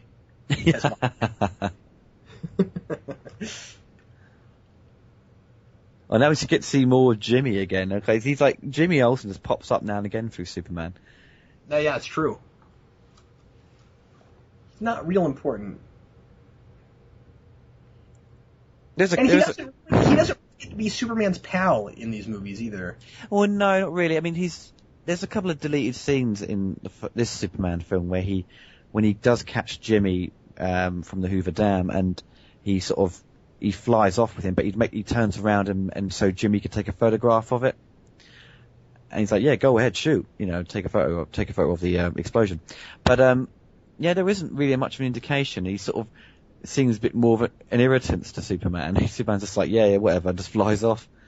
Here coming up now. So it's obviously with Superman, you see the chest on the floor, the box, as it were, and that was from Star Wars. That's really cool. That's a big box. When he shouts Miss Tessmacher, I always thought that was a bit of an outtake, because Chris Reeves is like, whoa, makes him jump, Like, he did not expect. Yeah, he didn't expect him to do that, yeah. Miss Tessmacher! Yeah. Yeah, that's funny, unless he was just acting. And he could have been where he was just like, so I'm just going to have Superman, be really surprised when Lex just randomly starts yelling things. Because you would be, But yeah, I love how over the top Jackman is when he does, makes me laugh. I honestly love the old school effect where you can see through, the vault and stuff because he's always obviously looking for the kryptonite. Or no, not the kryptonite, he's obviously looking for the device to stop the rockets. Yeah, there really are kind of some token Superman using his powers scenes in this, and that's why I say, not to belabor it, but that's why I say that, like, I really felt like Donner was going out of his way to say, these are his powers. And here are the rules, and it defies real logic, but the film has its own logic, and so you can suspend your disbelief and watch my movie, and it all makes sense. Yeah. I don't think he uses his laser. He doesn't use his heat vision, does he, in this one? Anywhere in the film at all? No, does he? No, I don't think so in the first one. No, yeah, he doesn't. No. Are you sure? Yeah, I can't think of. I never thought of that, but I can't think of the place where it was. By the way, we talked over my favorite line of the whole film, which is "You diseased maniac." But this whole scene there shows how good Christopher Reeve is. Once he sees that kryptonite, you can see the terror on his face, and he's absolutely just terrified what's going on. You can see him getting weakened so quickly. By this point, kryptonite, of course, has gotten a really, really bad reputation. Just for it being the thing that is always used to make Superman weaker because he's too powerful, and, it's hard to come up with something that can match him. And it's been used to death, and people were really rolling their eyes at Superman Returns for making an entire mountain out of kryptonite. But when we just go to this first movie, it works here in a way it doesn't when it's used to death. Yeah, because it's just used. It's used. It's not so in your face about it. It just says puts it on him, then weaken him, then throw him in there. It's not. It's not as sort of a huge plot device as in with Superman Returns. I don't know. It didn't really particularly bother me that much to create the whole island out of kryptonite in Superman Returns. I thought it was an interesting premise. We're using the crystals, to make this sort of kryptonite sort of island, but. In Superman 2, there's no kryptonite, and Superman 3, it uses kryptonite, but it's such a silly way in which the computer figures out. Well, that whole movie is goofy. Yeah, it figures out how to make kryptonite. Because well, it's not just that, but remember they also attempt to make their own kryptonite and fail. Yeah, he puts tar, doesn't he, from cigarettes in it. Yes, yeah, silly stuff like that. But I don't know. In this, it also there's more emotional resonance to the idea of kryptonite, where Superman spent the movie kind of like when we see his heritage and we see him grow up and everything. There's this attempt to kind of be human and be out with humans, but also deal with his Kryptonian heritage and live up to his father's expectations of him and all that kind of stuff. So it's kind of a big thing for him, I would say, that it's a piece of his home that is destroying him. Yes, that's very good. That's very good. That's a very good point. It doesn't it doesn't indicate that completely on camera, because I never actually thought that way. I never thought that way, but that's a very good point you've made. But Lex does come right out and say, a radioactive piece of your home, and I feel like it's kind of in there. Oh yeah. As you say, that little line you've mentioned, definitely. It's kind of weird that it wasn't quite weird, but it's nice that Superman's he's going to help her first than everyone else just because she's helped him. Yeah, so he's going to that's his morality, that's his ethics. He's going to save her. Oh, she gets a quick kiss out of him as well. I love this after scene where she gets rid of the kryptonite, when he just sort of takes off and just flies through the ceiling at top speed. Oh yeah. I think Vic Armstrong, the stunt coordinator, actually did that scene where he flies up through the ceiling. Because most of the stunts are by Christopher Reeve, but I think there's like 2 or 3 shots which are a stuntman.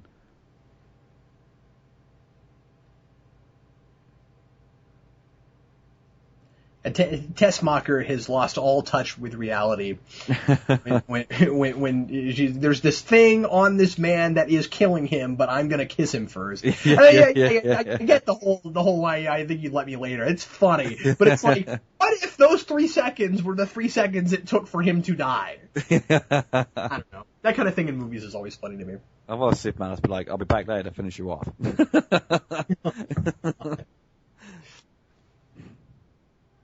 Yeah. Oh, this whole scene now, obviously, this is where they really push the special effects with the front projection, like Zoptic technique which they developed on the film. So you really create this sort of sense of, because there's hardly any blue screen now. It's all mostly front projection. So when he flies out of when he flies out of Lex's lair there and all those pieces of the ceiling fall down, it's a good thing that Tessmacher wasn't standing any closer. Oh, God, it would have knocked her out. Yeah, it would have killed her. Oops, sorry about that. Oops, didn't mean it. Well, I guess this whole this whole kind of touching scene we just had, it was totally pointless. Yeah. See, with a lot of films now getting converted to 3D, I think Superman would work quite well in 3D version because That's hilarious. A lot of these flying effects do look quite 3D in a way. That's a good point. Yeah, that's the Zoptic technique they use. So it's like where the background and the foreground can zoom in different and can be synchronized in a way. Did you know they're about to do it to Jurassic Park? Like someone had posted the trailer on Facebook, and I was like, I didn't even watch it. I didn't even watch the trailer. I was like, no. I just heard about it yesterday. Yeah, they're going to post-convert Jurassic Park. I thought Spielberg had more common sense than that. He knows you don't mess around with old films. You don't, because he released Jaws unaltered or didn't mess around with it, didn't remove any, scenes that he felt like, like you can see something in the water where it's moving the shark or anything like that. He kept it intact, and converting Jurassic Park just seems completely pointless, really, to be honest. Because they re-released Jurassic Park like 6 months ago, didn't they? Because I saw it in the cinema. Oh, did they? I didn't see that. It was out in the UK. They showed it in the weird. cinema. Yeah. Well, if they put it back out and they put a couple theaters just to be nice to guys like me that can't see things in 3D, and they just put the 2D version, I'll go see it in the theater because I didn't get to see it in the theater when I was a kid. Oh, you didn't? I'd like to see it big. Yeah. I was in like the 3rd grade. My mom would let me go. Oh. When did it come out? Was it 94? 94. Mm-hmm. So I was 12 at the time. So yeah, I remember watching. Yeah, you're a couple years older than me. That was I remember queuing for that film. It was like a blockbuster. You had to queue for ages to see it. This whole scene, I love like always all under the Earth's crust. It's absolutely amazing because all the rocks are covered with tin foil. They've lit it in a way it actually looks like molten rock. It's very. Oh wow! I didn't realize they did that with tinfoil. Yeah, very inventive. There's a great sense of scope in this movie, and I think that part of the point of some of those kind of lingering scenes earlier, which again do slow the film down a little bit, with Otis and with Lex, like with doing the code and figuring out how to get the bomb and or the not the bomb but the missiles and all that kind of stuff. I think part of the point of that is to kind of like subvert our expectations a little bit so that we don't see all this coming. Oh yeah, I think you're right. When you get here, you don't realize that this movie is about to go into another grand place like how it started. Oh, definitely, and this whole scene's completely epic. Suddenly, it's a disaster film. Oh yeah. And that's fine, because that's what Superman does. Like we saw him doing little things where he saves the cat from the tree and all the, he stops, thieves and things. But then also he's around to stop stuff like this. Oh and yeah, it's also important, of course, that Lex has done this just to see if he can stop him. You know what I mean? Well, not just to see it, but you know what I mean. Like I think that there's a little bit of that in Lex where he kind of wants to see if Superman can actually stop him. He's that kind of a villain. Oh yeah. I mean, it just goes to show this how epic this film is, where it's come out of left field, this whole, earthquake sequence. And it's, with a lot of, other superhero films, they're always confined to the city, and in this film, it's the first Superman film, and it's going everywhere, he's not in Metropolis now, he's somewhere else. Yeah, right. We're seeing stuff all over the world. Yeah, yeah. Or maybe not all over the world, but you got other parts of them. That bridge is it San Francisco, isn't it? San Francisco, I want to say, yeah. Yeah. I think, yeah, that's the Golden Gate Bridge. Yeah. Another great scene coming up where he lies, also the track for the train is broken, so he lies across it, and so the train can go over him. There's a quick scene coming up, literally you see Superman looking at camera, but right behind him is absolutely beautiful matte painting. It's just a quick shot, but this whole elaborate matte painting. It's very inventive. Now that you've mentioned that they use tinfoil in those scenes, I can't not look at the tinfoil. I've ruined it for you now. Like, it looks fine, Take away but the magic. like, I never would have thought of it. And then you said, I was like, oh, that is tinfoil. Crap. And it's still tinfoil. Okay. See, a film with such a huge budget, you can, the simplest effect you can achieve. That's what I was like about, like those old horror films, even like Evil Dead, had no money to work with, but they were so inventive with what they did. And it just showed, you got over-bloated, like, films, budgets like the Star Wars prequels, and the sort of, the inventiveness of special effects is sort of thrown away, and they're just gone, we'll just CGI the whole lot, just green screen everything. And it's just, you don't see anything practical anymore. Well, now, actually, saying that, I mean, a lot of film like The Dark Knight, Rises, there's a lot of practical stuff in there, which is fantastic. Yeah, and it makes it all look a lot better. Oh, yeah. Because they actually did that stuff. Oh, yeah. Christopher Nolan would say, look, we'll shoot it as much in camera as possible. Yeah, he uses very little CG. Yeah, that's good. As little as possible. It's great, yeah. And I've always been a big fan of minimalism. I am much more impressed with a shot that I can't tell how they did it. Oh, yeah. Than I am with a shot where I go, well, that looks kind of real, but it's obviously was done in the computer. I can tell. But and that's not to say that there aren't some beautiful things that are done in CG, and that's also not to say that there aren't things that are made now that you couldn't have made 30, 40 years ago. Oh, yeah.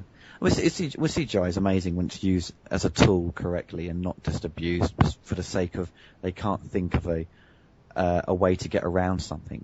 We're not being smart enough to sort of say, okay, we'll try and do this practically, and if not, we'll have to do it CGI. Yeah, because you want to see fires done as real fire. You want to see sparks flying. Because you can tell if a fire looks, a flame looks fake in CGI. 'Cause I remember watching the third Predator film, Predators, and there's like a huge explosion, but there's a huge like CGI flame fireball that comes out of this like tube system or something where the guy's trying to escape. It just looks so fake. I was like, come on, this is 2012, whatever, and it's using CGI flames. Yeah, you can't afford to set something on fire. Yeah. I've got a light. I mean, I can set something on fire right now. Watch me. Yeah. I've got a lighter here. Use this. Yeah. There we go. Here's some books I don't read anymore. No, I'm kidding. I don't burn books. That was a joke. Sorry, I should have said magazines. I don't know why I said that. But as a kid, I was, it's quite, scary seeing sort of Lois sort of, actually, she dies in this. She dies in the reverses time, right. What's cool is Superman is all about keeping composure and putting people at ease in these terrible situations. And like putting all of this stuff together, like he goes through the lava plumes, he does all that stuff, he keeps his composure through all of it.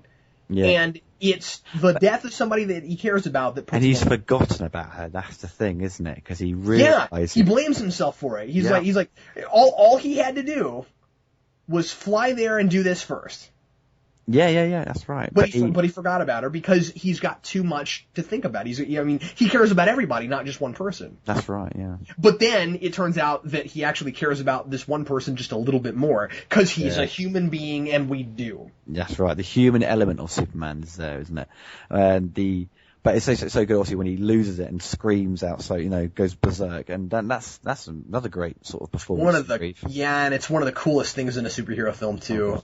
There is, must say, the only downside of the effects in Superman film is when you see Superman pushing the rocks off the cliff, and they sort of you can see he uses all the boulders to sort of block the waterfall from the dam, and they are a bit cheesy and a bit out of place because the guy who did the model effects, Derek Meddings, had left Superman to do, I think, a James Bond film. I think it was Moonraker.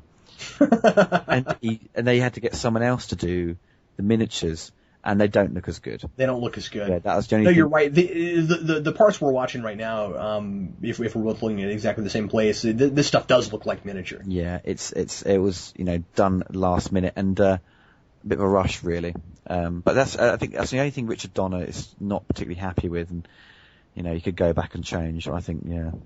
But I wouldn't want them to go back and CGI. No, I wouldn't go change anything. But yeah, but at the time, if he could have done it differently, sure. it's important to see what flaws there were in masterpieces and great movies. Because, well, and I suppose it's open for debate as to whether or not you could consider this film a masterpiece, as wonderful it is, just because I think the ending is problematic. Yes. And we should definitely talk about that. But I was just going to say that I think it's important to see the especially like in special effects and the visual flaws in a great movie like this, because it shows how we got over those hurdles. You got to be able to go back and watch these things and see the few things that didn't work to get us to where we are today, and to also, recognize that there, like you've been saying, there are these great inventive ways to do things that maybe look better if you do them physically than they do if you just do them in a computer. Oh yeah, but it's with Superman, if you were a fanboy, you would say this was a masterpiece.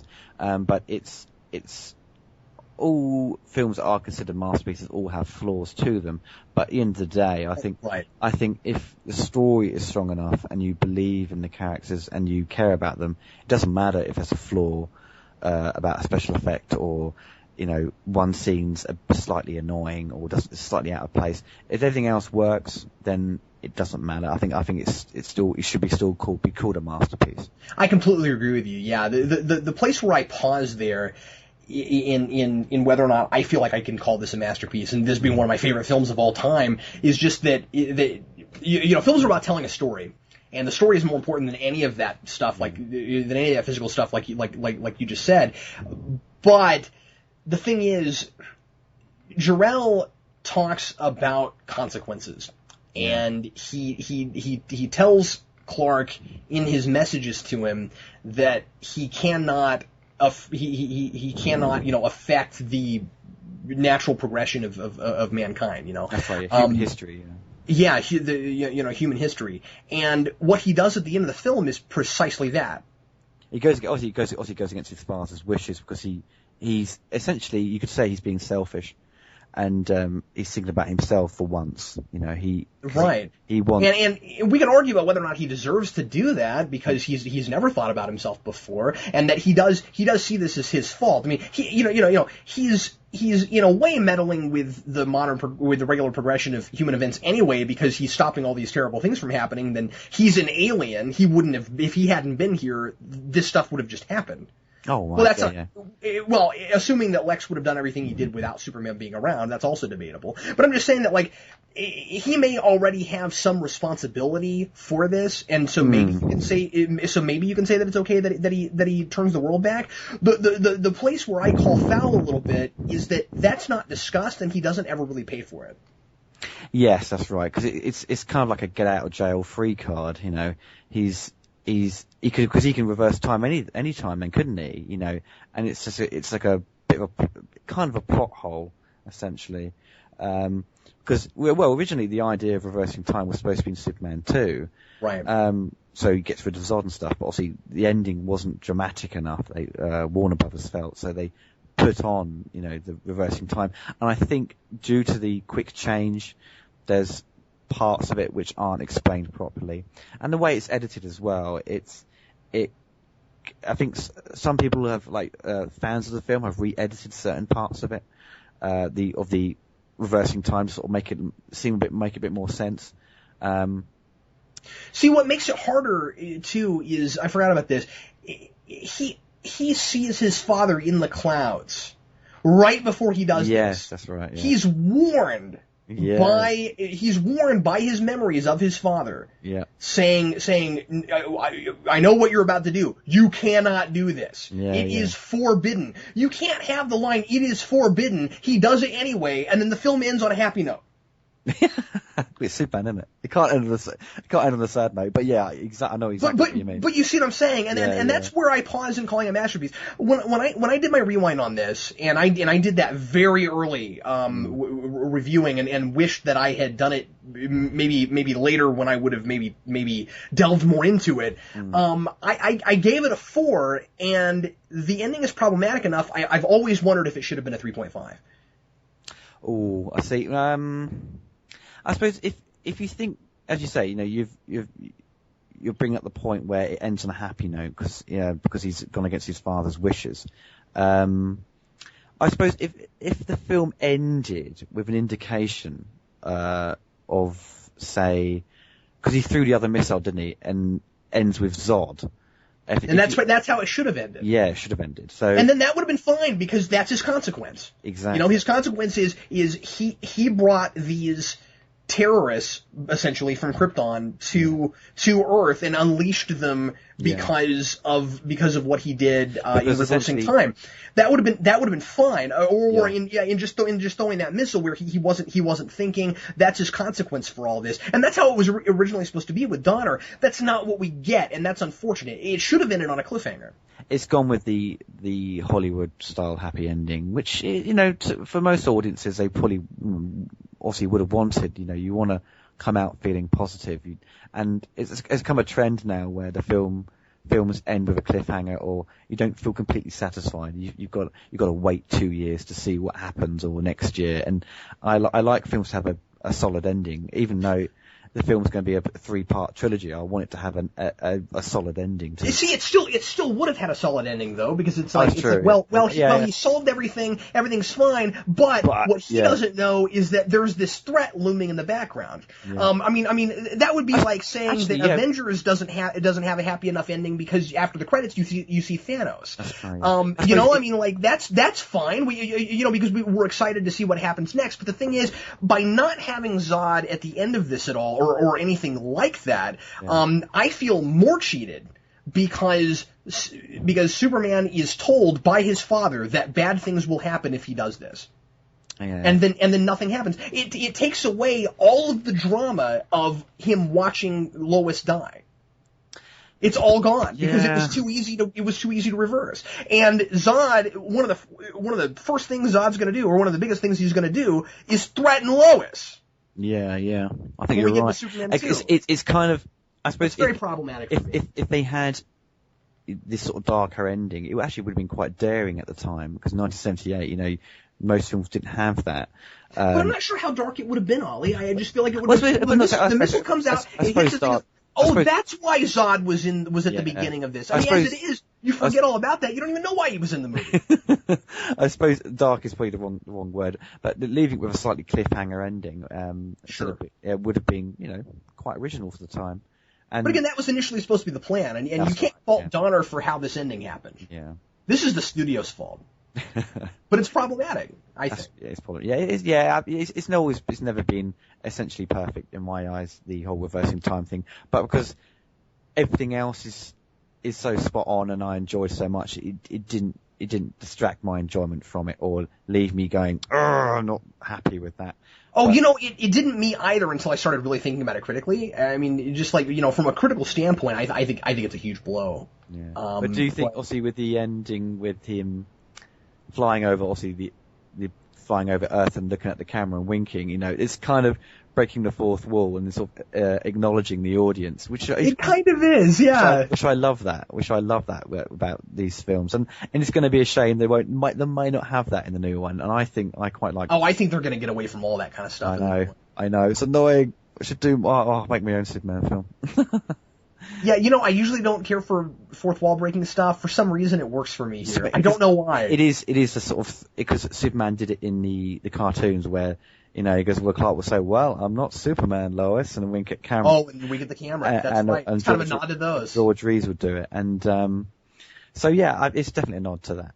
And, by the way, I think when Lex takes off his wig and reveals his bald head, that's a big deal. Definitely, yeah, that's pretty cool. Because you then know, because he has indicated that he has wigs, hasn't it, earlier on, but you haven't actually seen him completely bald. Then and you're expecting it being Lex Luthor. Oh yeah, definitely. If you know anything about but then Superman. in Superman 2, you see a bit of him without the wig, don't you? Then suddenly he has a wig later on during the film. Which is fine. I mean, he's wearing. He doesn't have it in the prison, and you're like, okay, we got prison Lex Luthor, sure. And then when he leaves, of course, he's going to start wearing wigs again, because that's what he does. Because and he's got to wear wigs so that for when he goes north, Mr. When Superman 4, he just has Gene Hackman just has his normal hair. which is kind of weird. Doesn't bother. Yeah, didn't want to shave it off, or wear like a bowl cap, Not doing that this time. Exactly. I'm not paid enough. They're not paying me anything for this movie, so because they didn't hardly pay him anything. Well, actually, they probably just paid for everyone there, but they had no money left to pay for everything else. That was essentially it, I think. I heard that they paid them significantly less for that film. They all got Christopher Reeve and Gene Hackman all got paid what they wanted. Oh, did they really? Okay, all right. But because they had no money left, actually, they're saying, okay, we're going to give you $35 million to make this film. Great, that's a good budget for 86. And then as soon as it goes to shooting, we're cutting your budget in half. Right. So they've obviously paid the actors, whatever, agreed to sign contracts and stuff, but they've got no money left to do anything location else. And special effects. And you can't do Superman cheap. The biggest, money draw is the special effects for Superman. And it's a shame, absolute shame. It's just because they shot Superman for Milton Keynes, which is like an hour and a half away from me. Oh, really? Wow. Yeah, 'cause if you watch it, it's like, it's supposed to be New York, but it's not. It's like some like American designed city in England, and it's hilarious. But yeah, we'll discuss that later on. Yeah, we will. There's this hilarious bit in there where you actually see a poster in a subway that says New York on it. You're like, I thought we were in Metropolis. What happened? It's London Underground, isn't it? That's what does New York just have a nickname and it's Metropolis, but it's actually New York? What?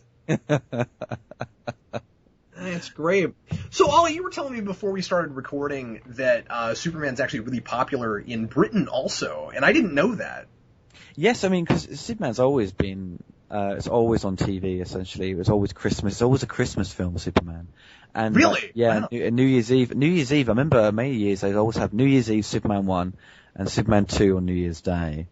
And, because they were made in England for a start, and a lot of the people that worked on the films were all British, all behind the scenes. So it's very much feels like it's, everyone's proud of these films because they are essentially all done by British technicians.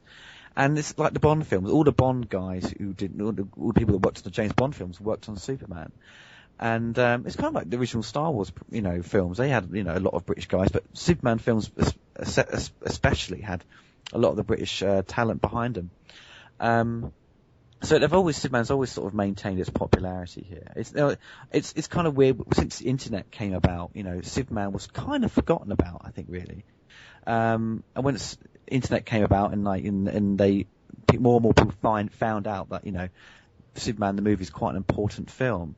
And then once the superhero films started becoming popular again, as you mentioned earlier, like Blade and X-Men, people were mentioning Superman as the sort of groundwork template for all these superhero films.